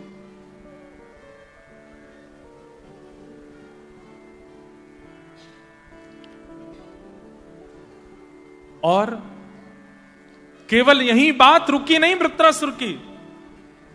ठाकुर जी से कहता, आप जा रहे हैं? ठाकुर जी बोले, तू पीछे पड़ रहा है कि चले जाओ दूर, तुझे व्याकुलता चाहिए। हाँ चले जाइए, लेकिन जाते जाते सुन के जाइए कि मुझे व्याकुलता कैसी चाहिए, मुझे विरह भी कैसा चाहिए। सामान्य विरह मत दीजिएगा मुझको, मुझे विरह कैसा चाहिए वो भी सुनते जाइए। ठाकुर जी बोले, बोलो। वृत्रासुर कहता है कि अजात पक्ष इव मातरम खग स्तन्यम यथा वत्सतरात् सुधार्थ प्रियम प्रियैव विशितं विषन्ना मनोरविंदाक्षद्र दीक्षते त्वाम्। वृत्रासुर कह रहा है, नाथ चले जाइए, दूर चले जाइए मुझसे, मेरे नेत्र बहुत तड़प रहे हैं आपको देखने के लिए, पर आप दिख रहे हो, इनको दिखिए मत, तड़पने दीजिए, आप चले जाओ मुझसे दूर। और जाते जाते सुनते जाइए मुझे विरह कैसा चाहिए। जैसे एक अजात पक्षी जो अभी अभी जन्म लिया है, उसके पंख नहीं निकले हैं, वो अजात पक्षी पूरे दिन अपने घोंसले में रहता है और पूरे दिन किसकी प्रतीक्षा करता है? मेरी माँ आ रही होगी, मेरी माँ दाना लेकर के आ रही होगी, मेरी माँ मुझे मेरे पेट को बहुत तेज भूख लगी है। वो अपनी भूख सहता है, वो अपनी व्याकुलता सहता है, और व्याकुल रहता है किसके लिए? माँ के लिए, कि मेरी माँ दाना लेकर के आएगी और जैसे चुगाएगी मेरा पेट भर जाएगा। तो जिस प्रकार वो पक्षी तड़पता है अपनी माँ के लिए, ऐसी मैं तड़पना चाहता हूं आपके लिए। लेकिन पक्षी को माँ मिल जाती है, आप मुझे मत मिलना, मुझे भूखा रहने देना नाथ, मत मिलना मुझे। ये एकमात्र भागवत में भक्त हुए हैं जिसने ऐसी वस्तु मांगी ठाकुर जी से। नाथ दूसरी बात सुनिए, बोले क्या? स्तन्यम यथा वत्सतरात् क्षुधार्था, जिस प्रकार गैया जब चरने के लिए वन में जाती है तो उसके छोटे छोटे बछड़ा बछिया वो गौशाला में बंधे बंधे बस उसी द्वार की ओर देखते रहते हैं, हमारी माँ कब आएगी, हमारी माँ कब आएगी, कब आकर के अपने थन से हमको दूध पिलाएगी। तो जिस प्रकार वो बछड़ा बछिया अपनी माँ के लिए तड़पते हैं नाथ, ऐसे ही मैं आपके लिए तड़पूं। पर शाम होते ही गाय तो वापस आ जाती है, बछड़ा बछिया को दूध पिला देती है, आप मुझे मत पिलाना, मुझे तड़पने देना। और अंतिम बात कहते हैं, प्रियम प्रियैव व्युषितम विषन्ना मनोरविंदाक्ष दृदीक्षते त्वाम्। जिस प्रकार प्रियतम परदेश चला जाए और उसकी नवविवाहिता प्रियतमा प्रतीक्षा करती है कि मेरे प्रियतम कब आएंगे, कब आएंगे, कब आएंगे, मुझसे कब मिलेंगे, कब मुझे अपने साथ ले जाएंगे। एक दिन आता है, वो प्रियतम आ ही जाता है और अपना संयोग दे देता है। लेकिन नाथ, मैं प्रियतमा हूं, आप मेरे प्रियतम हो, आप परदेश चले जाना लेकिन कभी लौट करके मत आना। मैं चाहे जितना व्याकुल रहूं, मैं चाहे जितना तड़पूं नाथ, आप मेरे सामने मत आना। ये बोलते समय वृत्रासुर का रोम रोम कांप रहा है। उसके पास अवसर है ठाकुर जी से सब कुछ मांगने का, लेकिन वो फिर भी विरह मांग रहा है। और ऐसा विरह आज तक किसी ने नहीं मांगा है ठाकुर जी से। नाथ, मुझे दिखना नहीं, मुझे सुनाई देना नहीं, मैं रोऊंगा, मैं आपको कसमें भी दूंगा कि आपको कसम है मुझे दिख जाओ, लेकिन आप मत आना। आपको सुनने की इच्छा मेरे चित्त में जगेगी पर आप मत आना। तड़पने देना, एक व्याकुलता होने देना मेरे चित्त में नाथ, मेरी ऐसी आपसे प्रार्थना है। ऐसा आज तक किसी भक्त ने नहीं मांगा है।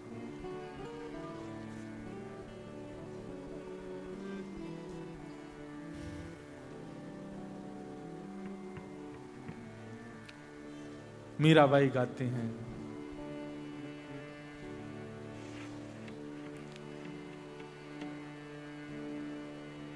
हे हरि जो जानो सुध लीजो, हे हरि जो जानो सोई लीजे, हे हरि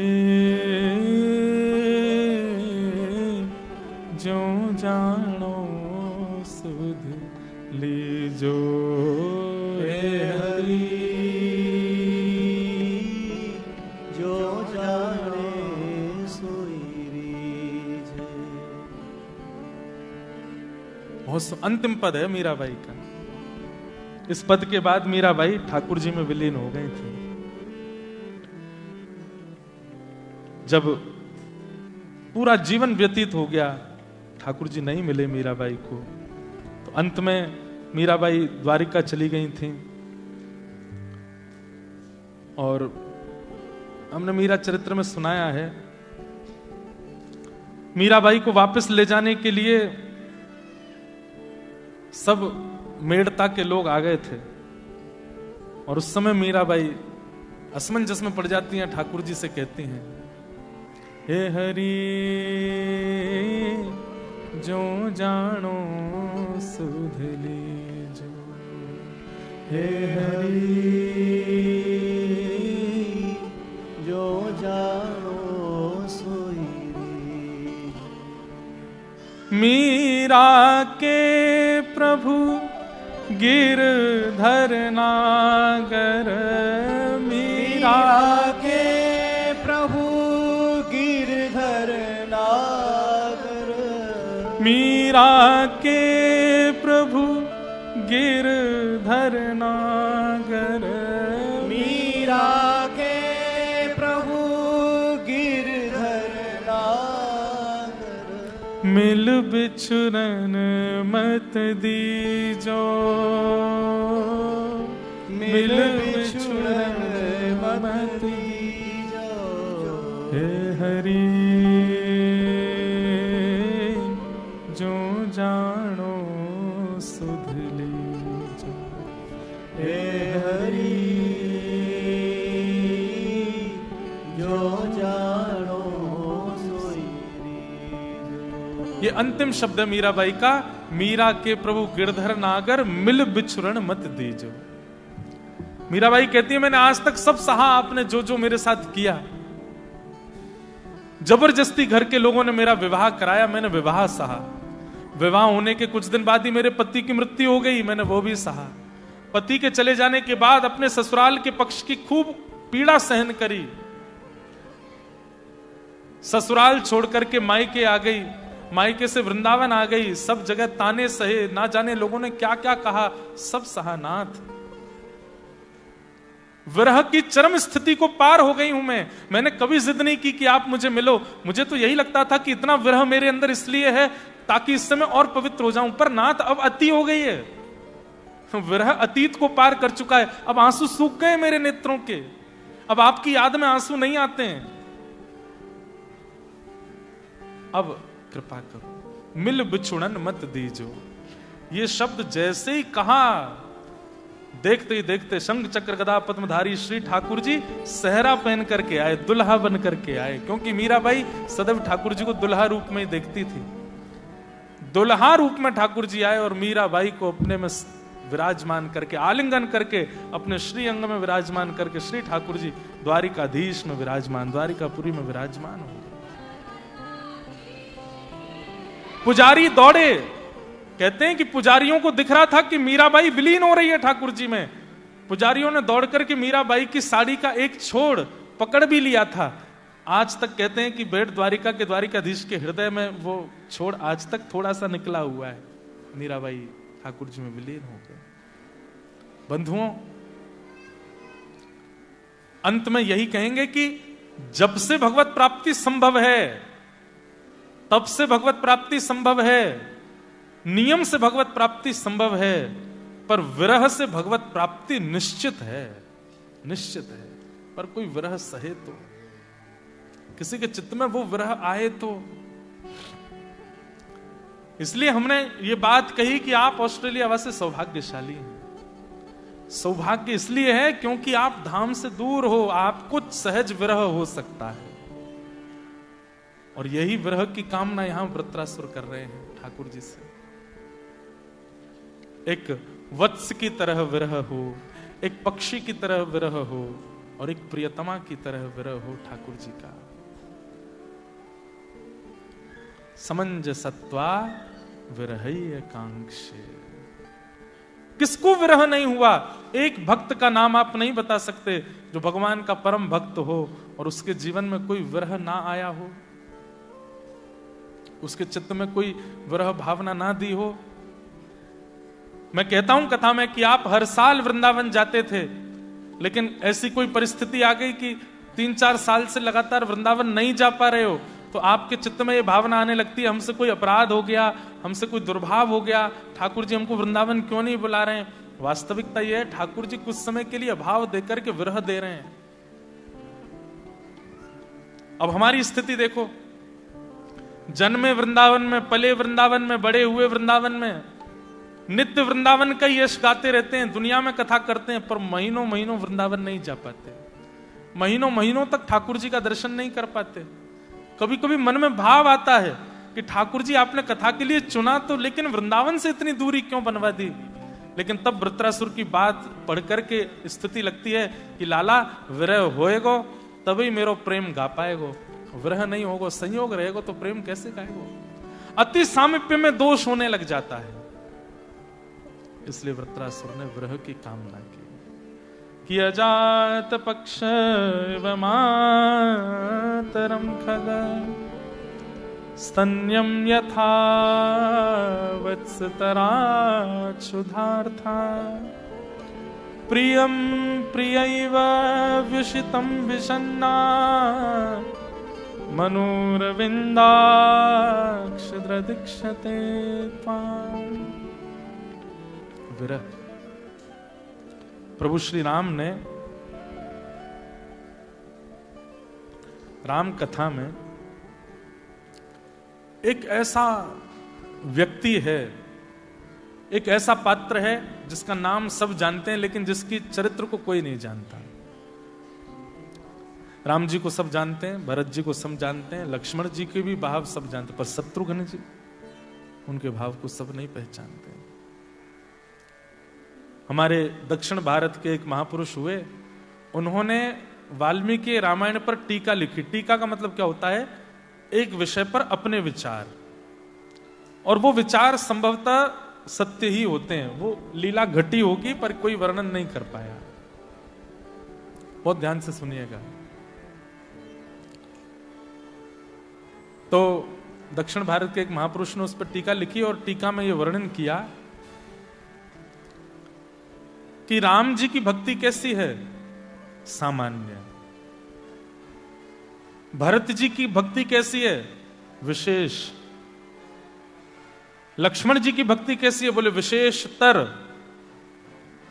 और शत्रुघ्न जी की भक्ति कैसी है? बोले विशेषतम।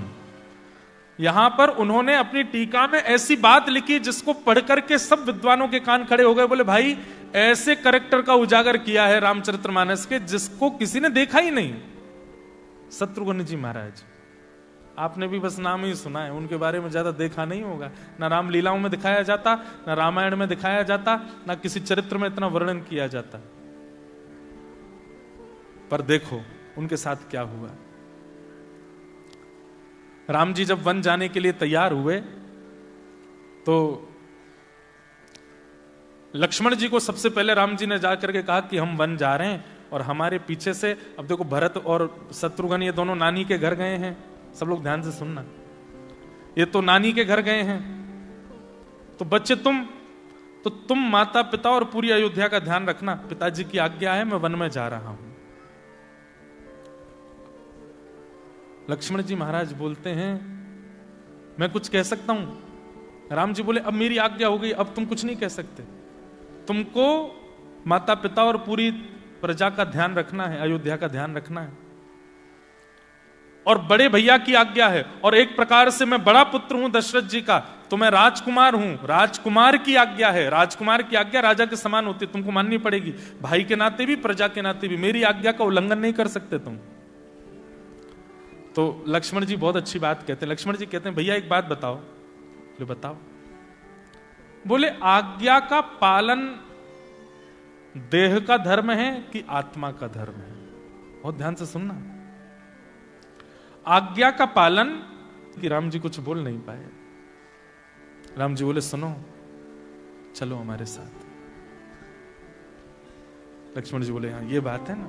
लक्ष्मण जी तुरंत गए, अपनी पत्नी को जाकर के समझा दिया, राम जी के साथ हो लिए। ये लक्ष्मण जी की भक्ति है। अब सोचो कैसी अद्भुत भक्ति है लक्ष्मण जी की। लेकिन लक्ष्मण जी की भक्ति भी विशेष बताई है। अब आते हैं श्री भरत जी। तो जब भगवान चित्रकूट पहुंच गए तो भरत जी गए, सावधानी से सुनना। तो भरत जी महाराज पहुंचे और भरत जी जाकर के राम जी के चरणों में प्रार्थना करते हुए बोले, भैया आप वन में आ गए राजा की बात मान करके, पिता की बात मान करके, और आप अभी मुझे बहुत ज्ञान उपदेश दे रहे हैं। सब लोग इधर देखो, ध्यान से थोड़ी देर सुनो। आज ही है मीट एंड ग्रीट वाला, आज ही है प्रोग्राम। आज कथा के बाद हम सबसे मिलेंगे। हाँ, सब लोग जितने भी लोग हैं, एक एक व्यक्ति हमसे मिल लेना, पर फोटो नहीं खिंचाना। फोटो जरूर खिंचवाते हैं लोग, उसमें बहुत टाइम जाता है। और खिंचवाना हो तो किसी को पहले ही कैमरा दे देना, बोले मेरा फोटो खींच लेना। हाँ, तो आज कथा के बाद में हम थोड़ी देर बैठेंगे, नीचे आ जाएंगे सबसे मिलके, सबसे जुल के, क्योंकि कल तो जैसे आराम होना है। तो इसलिए आज आप लोग बैठो, थोड़ी देर कथा सुनो, फिर सबसे मिलेंगे आनंद से। तो भरत जी की बात सुनो। भरत जी पहुंच गए, राम जी से जाकर के बोले, आप वन में क्यों आ गए? बोले पिता आज्ञा। और पिता की आज्ञा मानना एक पुत्र का धर्म होता है। और दूसरी बात, राजा की आज्ञा मानना प्रजा का धर्म होता है। दशरथ जी राजा हैं, हम उनकी प्रजा हैं, हमको मानना चाहिए। पिता और राजा दोनों की आज्ञा हो जाए तब तो फिर कहना ही क्या, फिर तो करना ही चाहिए। तो भरत जी महाराज बोले, पिताजी तो अब देह से चले गए, जिस देहधारी ने आज्ञा दी वो देह से तो चला गया, अब उसकी आज्ञा भी 90% तो चली गई। दूसरी बात, वही राजा थे तो राजा भी चला गया, तो दोनों की आज्ञा एक प्रकार से समाप्त जैसी हो गई है, तो आपको वापस चलना चाहिए। राम जी महाराज ने इस पे बहुत ज्ञान दे दिया, भले ही वो देह से नहीं है पर उनकी आज्ञा तो जीवंत तक रहेगी, उसका तो उनको पालन करना चाहिए। राजा की आज्ञा सर्वोपरि होती है। तो भरत जी महाराज बोले, भैया हम विरह के बारे में बता रहे हैं, इसलिए पहले सुन लीजिए ध्यान से। भैया आप कहते हैं राजा की आज्ञा सर्वोपरि, बोले जी, तो बताइए पिता के जाने के बाद राज्य गद्दी का अधिकार किसको होता है? तो राम जी बोले ज्येष्ठ पुत्र को, बड़े बेटे को। बोले लेकिन बड़ा बेटा अगर उपस्थित ना हो तो बोले उससे छोटे बेटे को। तो बोले इस नाते से पिताजी जिस दिन प्राण त्याग करके गए उस दिन आप तो वहां थे नहीं, तो सीधे सीधे मैं राजा हो गया अयोध्या का। राम जी बोले हाँ वो तो हो ही हो भैया, वो तो बड़ी खुशी की बात है, मैं तो चाहता ही था कि तुम 14 वर्ष के लिए राजा बनो और क्या जीवन भर रहो। तो बोले ठीक है, तो आप ये मानते हैं कि मैं अयोध्या का राजा हूं इस वक्त? बोले हाँ, तो मेरी आज्ञा है वापस चलो, मैं राजा हूं। अभी अभी आपने पहले बहुत बखान कर चुके हो आप, राजा की आज्ञा, राजा की आज्ञा। लीजिए अयोध्या का राजा दशरथ कुल नंदन भरत आपको आज्ञा करता है, वापस चलिए। राम जी घबरा गए, अब क्या बोले, पहले ही आज्ञा पर इतना प्रवचन कर चुके थे, अब तो कुछ बोल नहीं सकते। वशिष्ठ जी ताली बजाने लगे, वाह वाह वाह वाह वाह, देखो ये भरत चेला है अपना, क्या बात कही है। गुरु जी ने भी मोहर लगाई, राम जी बात तो सही कह रहे हैं भरत जी। और केवल वशिष्ठ जी नहीं, वहां जितने लोग थे सब भरत जी के पक्ष में आ गए। कहां तक कहें जो साथ निकले थे लक्ष्मण और सीता जी, वो भी भरत जी सही कह रहे हैं। अब हो गया वनवास जितने दिन का था, ठीक है, पिताजी की आज्ञा तो मानी ली, पूर्णता तो करी दी, अब चलो वापस। लेकिन तुरंत राम जी के नेत्र बंद हुए, राम जी को सबरी की याद आ गई। बोले वो कब से प्रतीक्षा कर रही है, मैं वापस चला जाऊंगा, भरत तो सुखी हो जाएगा, अयोध्या के लोग तो सुखी हो जाएंगे, पर सबरी उसको सुख कैसे मिलेगा? फिर स्मृति आई जटायु की, उसका मुझे संस्कार करना है, वो कैसे संभव होगा? फिर स्मृति आई हनुमान जी की, उनको मिलना है, वो सुख कैसे होगा? फिर स्मृति आई लंका में बैठे हुए प्रतीक्षा कर रहे रावण के छोटे भ्राता विभीषण के, सब बानरों की, सुग्रीव की, बाली की, सब का स्मरण राम जी के चित्त में तो पूरी लीला थी ना। राम जी बोले अब क्या होगा? तो वो जो व्याकुलता, जो दुखित मुख था ना, वो राम जी का दिख रहा था। राम जी ने सबकी बात देखी तो बोले अब तो जाना पड़ेगा। तो राम जी बड़े बड़े खिन्न मन से उठ करके अयोध्या की ओर चलने लगे। और उसी समय भरत जी ने देखा कि सब नाच रहे हैं, सब गा रहे हैं, ढोल बजा रहे हैं, राम जी वापस अयोध्या की ओर जा रहे हैं। तभी भरत जी ने राम जी का मुख देखा, तो मुख पर थोड़ी सी व्याकुलता थी, विचलनता थी। तुरंत भरत जी ने राम जी को रोका, बोले सुनिए, मेरा प्रेम ऐसा नहीं कि मैं अपने सुख के लिए अपने स्वामी को दुखी करूं।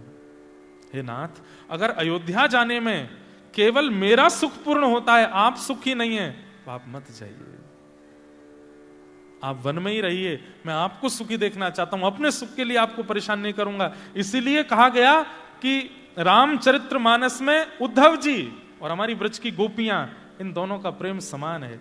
यही तो गोपियों ने किया। ठाकुर जी चले गए मथुरा, उद्धव जी जब समझाने के लिए गए गोपियों को, तो गोपियां उद्धव जी से कहती हैं, उद्धव हमें समझाओ मत, मथुरा वृंदावन से दूर नहीं है, हम चाहें तो दिन में 3 बार मथुरा जाकर के कृष्ण से मिलके आ सकती हैं। अगर पैदल भी कोई चल करके मथुरा जाए तो 2 घंटे में मथुरा पहुंच जाएगा, 1.5 घंटे में मथुरा पहुंच जाएगा।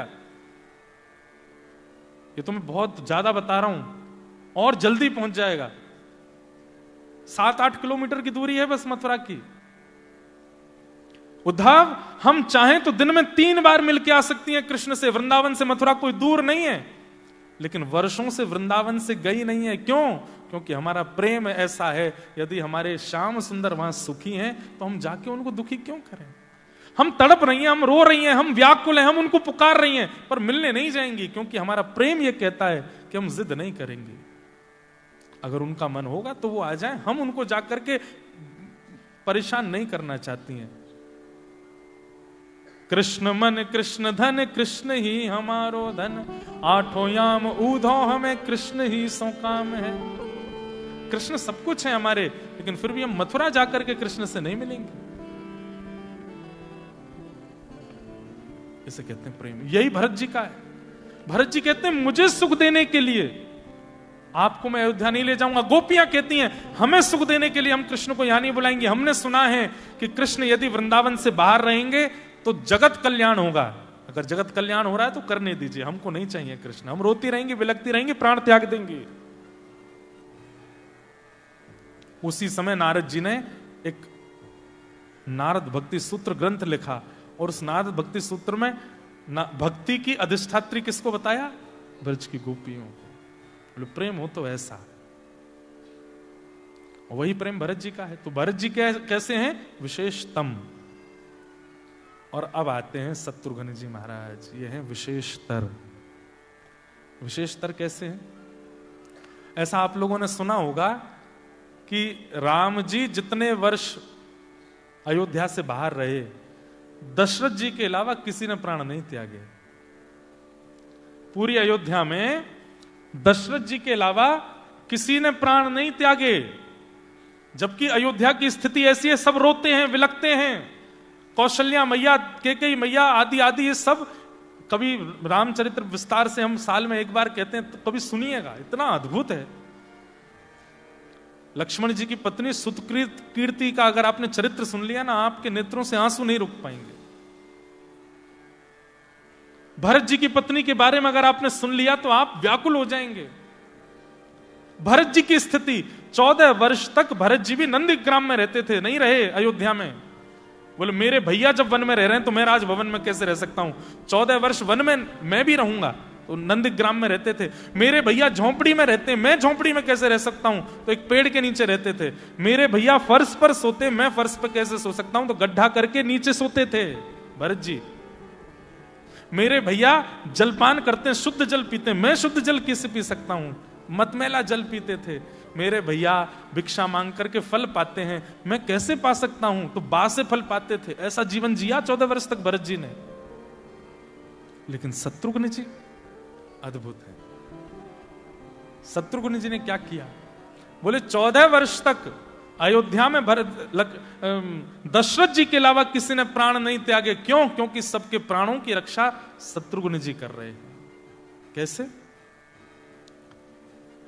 बड़े भैया चले गए वन में, लक्ष्मण जी उनके साथ चले गए, और भरत जी महाराज अयोध्या छोड़ के वन में नंदग्राम में रहने लगे। शत्रुघ्न, जैसे लक्ष्मण जी राम जी के बिना नहीं रहते, शत्रुघ्न जी भरत जी के बिना नहीं रहते। तो भरत और राम दोनों एक जैसे और लगते हैं, इन दोनों में ज्यादा अंतर नहीं है। एक बड़ी अच्छी कथा याद आई, सुना दें। जब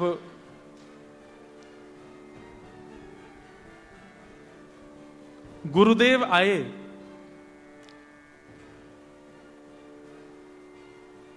राम जी को लेने के लिए, तो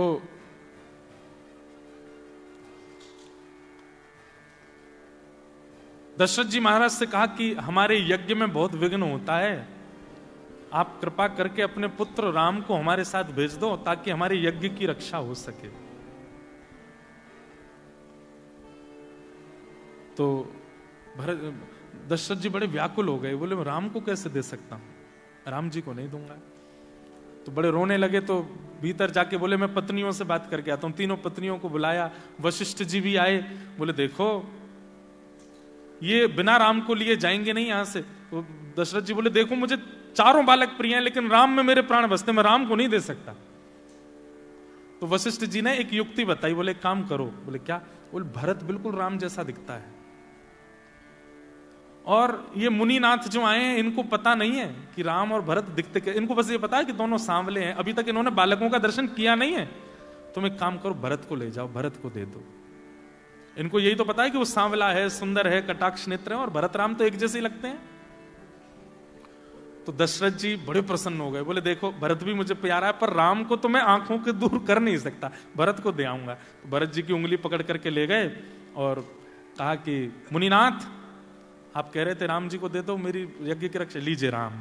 और जैसे भरत जी आए तो देख करके वो तो चकित रह गए। बोले ये तो बिल्कुल वैसा ही है जैसा मैंने सुना, कमल जैसे नेत्र, श्याम वर्ण, गुलाबी गुलाबी गाल, घुंघराले केश, बिल्कुल एक जैसे हैं। और पीछे तीनों भैया खड़े हैं, लक्ष्मण जी, राम जी और शत्रुघ्न जी। और ये भरत जी को राम कह करके दे रहे हैं, बोले ये राम है, इसको ले जाओ। ले जाने लगे। थोड़ी दूर जाकर के उनके चित्त में आया, पीछे तीन भाई खड़े थे, उनमें भी एक सांवला था, उसकी भी आंखें ऐसी थी, उसके भी नाक कान ऐसे ही थे। और थोड़ी देर पहले तो दशरथ जी इतने व्याकुल हो रहे थे, राम जी को नहीं दूंगा, और थोड़ी देर बाद इतने हंसते खेलते आए, बेटे का हाथ पकड़ा दिया, मुझे कुछ दाल में काला लग रहा है। तो उन्होंने परीक्षा कैसे ली भरत जी की, सुनो। भरत जी से बोले, भरत, बोले जी गुरुदेव, नहीं बोले राम, बोले जी गुरुदेव, हमारे आश्रम जाने के दो रास्ते हैं। बोले कैसे? बोले एक रास्ता तो सीधा जाता है, पर इस सीधे रास्ते में समय तो कम लगता है, लेकिन इस रास्ते में बड़े बड़े राक्षस हैं, बड़ी बड़ी राक्षसियां हैं, उनसे युद्ध करना पड़ेगा, उनको मारना पड़ेगा, तभी आश्रम पहुंचेंगे। और दूसरा रास्ता जो वो घूम के जाता, पर उसमें 5-6 दिन का समय लगेगा। बताओ हमें कौन से रास्ते से जाना चाहिए? तो भरत जी बोले, गुरुदेव, किसी राक्षस को क्यों मारना, वो भी तो बेचारे जीव हैं, वो भी तो बेचारे जीना चाहते हैं, उनको मार करके क्या लाभ होगा? 5 दिन का समय लगेगा, इधर से चल देते हैं। तुरंत गुरुदेव बोले, तुम भरत हो ना? क्योंकि भरत संत हृदय है, वो किसी को नहीं मार सकते। तुरंत मुख से, हाँ गुरुदेव। हाथ पकड़ करके लेकर के आए और आकर के दशरथ जी से कहा, तुमने भरत पकड़ा दिए मेरे हाथ, वो राम तो भीतर बैठे हैं। दशरथ जी बोले, गुरुदेव राम को मत ले जाइए ना। बोले नहीं, चाहिए तो मुझे राम ही। फिर बाद में ये बात हुई कि राम को दे दोगे तो ब्याह करा के लाएंगे। तो इस लोभ में राम जी को दिया, दे थोड़ी रहे थे, इतने प्रिय हैं। लेकिन शत्रुघ्न जी महाराज, शत्रुघ्न जी, उनका विरह कैसा। तो भरत जी के बिना शत्रुघ्न जी नहीं रहते, लेकिन भरत जी स्पष्ट बोल चुके थे शत्रुघ्न से, शत्रुघ्न 14 वर्ष तक अपना मुख मत दिखाना मुझको, जाओ अयोध्या में रहो। शत्रुघ्न जी महाराज मन में विचार करने लगे, बड़े भैया वन में चले गए, छोटे भैया साथ चले गए, और भरत जी भी वन में चले गए, अब मैं अकेला क्या करूं? बंधुओं, बिगड़ी हुई वस्तु के प्रति यह भावना रखना कि अब बिगड़ गई, अब क्या कर सकते हैं, यह श्रेष्ठ व्यक्ति का लक्षण नहीं है। पर बिगड़ी हुई वस्तु को भी संभालना, यह श्रेष्ठ व्यक्ति का लक्षण है। 14 वर्ष तक अयोध्या में किसी के प्राण नहीं गए, क्योंकि सबके प्राणों की रक्षा शत्रुघ्न जी कर रहे थे। पता कैसे? जैसे ही जाते भवन में, तो भवन में जाके देखे, एक कोने में कौशल्या मैया रो रही हैं, एक कोने में सुमित्रा मैया रो रही हैं, और कैकेयी तो समाधि में बैठ गई थी। जिस दिन से राम जी गए थे वन में, उनको ग्लानि हो गई थी कि मेरे वजह से ये सब हुआ। कौशल्या मैया के पास जाते, खुद रोते, और रोते हुए फिर भी ठीक हो जाते, और ठीक होकर के कहते, मैया, राम भैया के जाने से एक बात तो स्पष्ट हो गई। कौशल्या मैया बोली, क्या? बोले, सबका प्रेम राम जी से था, लक्ष्मण जी से था, भरत मुझसे कोई प्रेम नहीं करता। मैं आपके घर पर हूं, आपके सामने हूं, 3 दिन से भोजन नहीं किया, मुझे किसी ने नहीं पूछा कि मैं भोजन कर लूं। आज मेरे मन में ग्लानि हो रही है कि मैं राम क्यों नहीं हुआ, मैं भरत क्यों नहीं हुआ। बस ये सुनते ही कौशल्या मैया का हृदय पसीज गया, दौड़ करके गई, कुछ बना करके लाई, तुरंत गोद में बैठाया शत्रुघ्न को, और शत्रुघ्न जी बिल्कुल वैसा ही करने लगे जैसे राम जी की आदत होती थी। एक पाते और थोड़ा सा पाके कहते, मां आप भी पालो। जब से राम जी गए, कौशल्या मैया ने कुछ पाया नहीं, लेकिन शत्रुघ्न जी इतने प्रेम से पवाने लगे कि कौशल्या मैया तुरंत पा लेती हैं। मां पा लिया, आप सोई नहीं हो ना, मेरी गोद में सर रख के सो जाओ। तो मैया कहती, नहीं नहीं शत्रुघ्न, नींद नहीं आती, राम चले गए, साथ में पिता भी चले गए, कैसे सो सकती हूं। शत्रुघ्न जी बोले, अच्छा, अगर राम जी ने कहा होता मेरी गोद में सर रख के आप तुरंत सो जाती, पर मैं राम नहीं हूं ना। ये सुनते को, अरे नहीं शत्रुघ्न, बैठो मैं सोती हूं। तुरंत शत्रुघ्न जी मैया को लेटा लेते हैं, स्वयं रोते हैं, लेकिन अपने आंसू पहुंच करके मां को संभालते हैं, मेरी मां ठीक रहे। फिर सुमित्रा जी के पास जाते हैं, उनको संभालते हैं, कैकेयी मैया के पास जाते हैं, उनको संभालते हैं। स्वयं दुखी हैं, स्वयं रो रहे हैं, पर सबको संभालते हैं। नगर में भ्रमण के लिए जाते हैं, कोई अपने द्वार के बाहर मंगल स्वरूप नहीं बनाता, दिए नहीं जलाता। तो शत्रुघ्न जी घर घर जाके कहते हैं, पहले तो घरों के बाहर रंगोली बनती थी, दिए जलते थे, आजकल क्यों नहीं होता। तो अयोध्या के लोग बोले, जिस मार्ग पर, जिस द्वार पर राम को नहीं आना है, उस मार्ग पर रंगोली बना करके क्या फायदा है, उस मार्ग पर दिए जला के क्या फायदा। शत्रुघ्न जी कहते, अच्छा 14 वर्ष में अपनी घर की दहली को साफ मत करना, इतना इसको मैला कर देना कि जब 14 वर्ष बाद राम जी आए तो देख करके घबरा जाएं, देख करके उनके मन में आए राम राम, ये अयोध्या कैसी हो गई, इससे अच्छी तो लंका है। अरे तुम ये तो विचार करते नहीं हो कि 14 वर्ष बाद राम जी आएंगे, उससे पहले हम ऐसे ऐसे आकृति बना करके तैयारी कर लें कि जब राम जी आवे तो ऐसी आकृति बनाएं कि एक एक द्वार पर खड़े होकर के राम जी 20-20, 25-25 मिनट तक केवल उन दृश्यों को ही देखते रहें। अरे चिंता क्यों करते हो, आ जाएंगे 14 वर्ष में। हर घर में जाते हैं, उनके घर में रंगोलियां बनवाते हैं, उनके घर में दीपक जलवाते हैं, उनके घर में बच्चों के उत्सव मनवाते हैं। एक जगह तो ऐसा वर्णन किया कि गायों ने चारा चरना बंद कर दिया, दूध देना बंद कर दिया। शत्रुघ्न जी गौशाला में जाके गायों से चर्चा कर रहे हैं, तुम चारा क्यों नहीं खाती हो, देखो तुम्हारे बच्चे पतले दुबले हो गए हैं, मरने वाले हैं।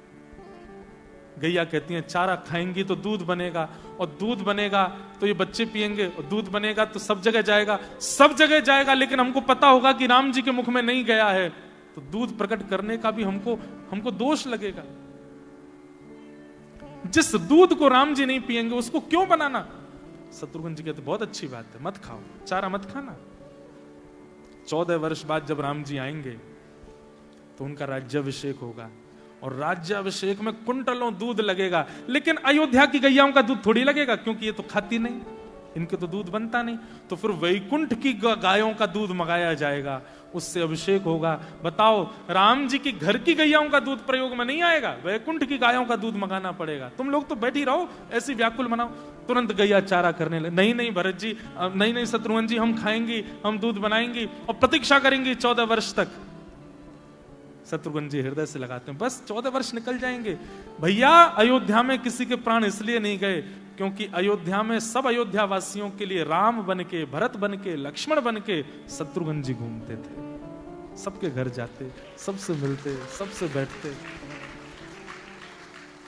14 वर्ष बाद जब राम जी का पुष्पक विमान आया तो अभी तक पुष्पक विमान में एक ही बात चल रही थी, क्या? लंका का द्वार कितना सुंदर था। कुछ भी हो, थी तो वो राक्षस की, पर द्वार कितना सुंदर था। कोई कह रहा तेने अंदर का सरोवर नहीं देखा था, सरोवर कितना अच्छा था। अरे यार, रावण के भवन का शिखर कितना सुंदर था।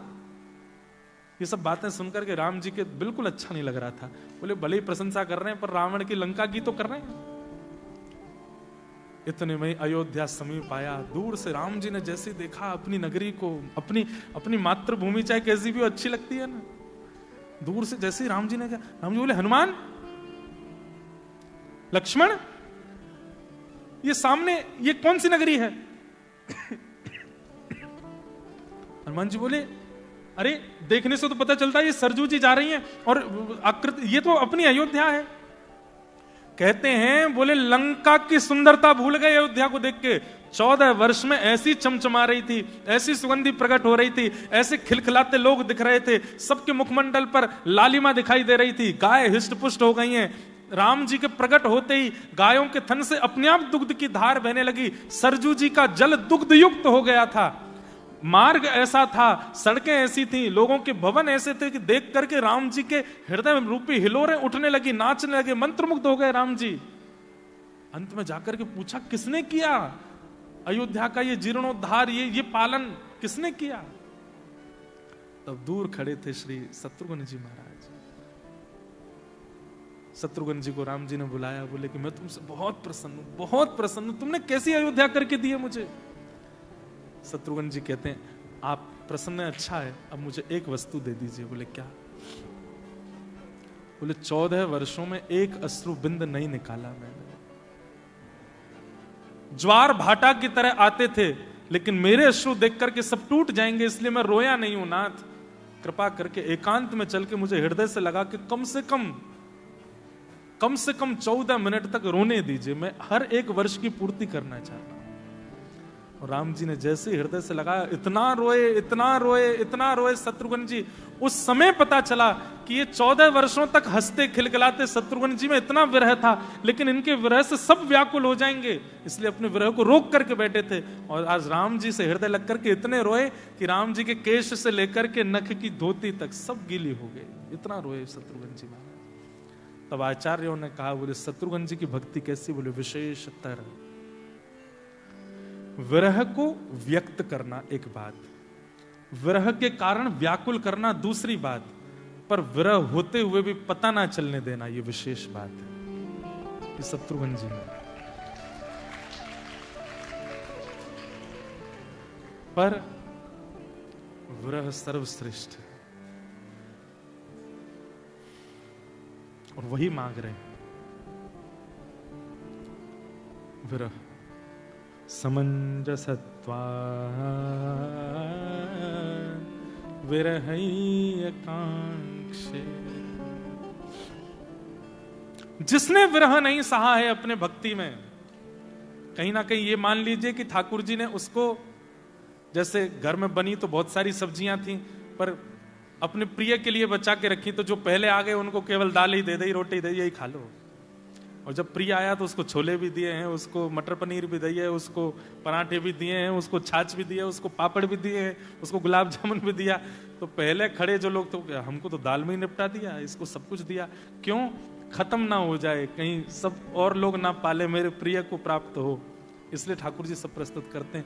ठीक वैसे ही आपको ठाकुर जी ने भक्ति दे दी, ज्ञान दे दिया, वैराग्य दे दिया, सब कुछ दे दिया, लेकिन विरह नहीं दिया, तो यही समझना जैसे कोई प्रियतमा अपने प्रियतम के लिए कुछ बचा के रखती है, ऐसे ठाकुर जी प्रियतमों के लिए विरह बचा के रखते हैं, आपको नहीं दे रहे। विरह प्रियतमों को देते हैं और वही विरह यहां मांग रहे हैं। आप लोगों के लिए बहुत सहज है ये विरह, मांगा कीजिए। हम ऑस्ट्रेलिया में रहते हैं, इतनी दूर देश में रहते हैं, नाथ कम से कम कुछ नहीं तो रोज एक अश्रु बिंद तो आपकी याद में आना चाहिए।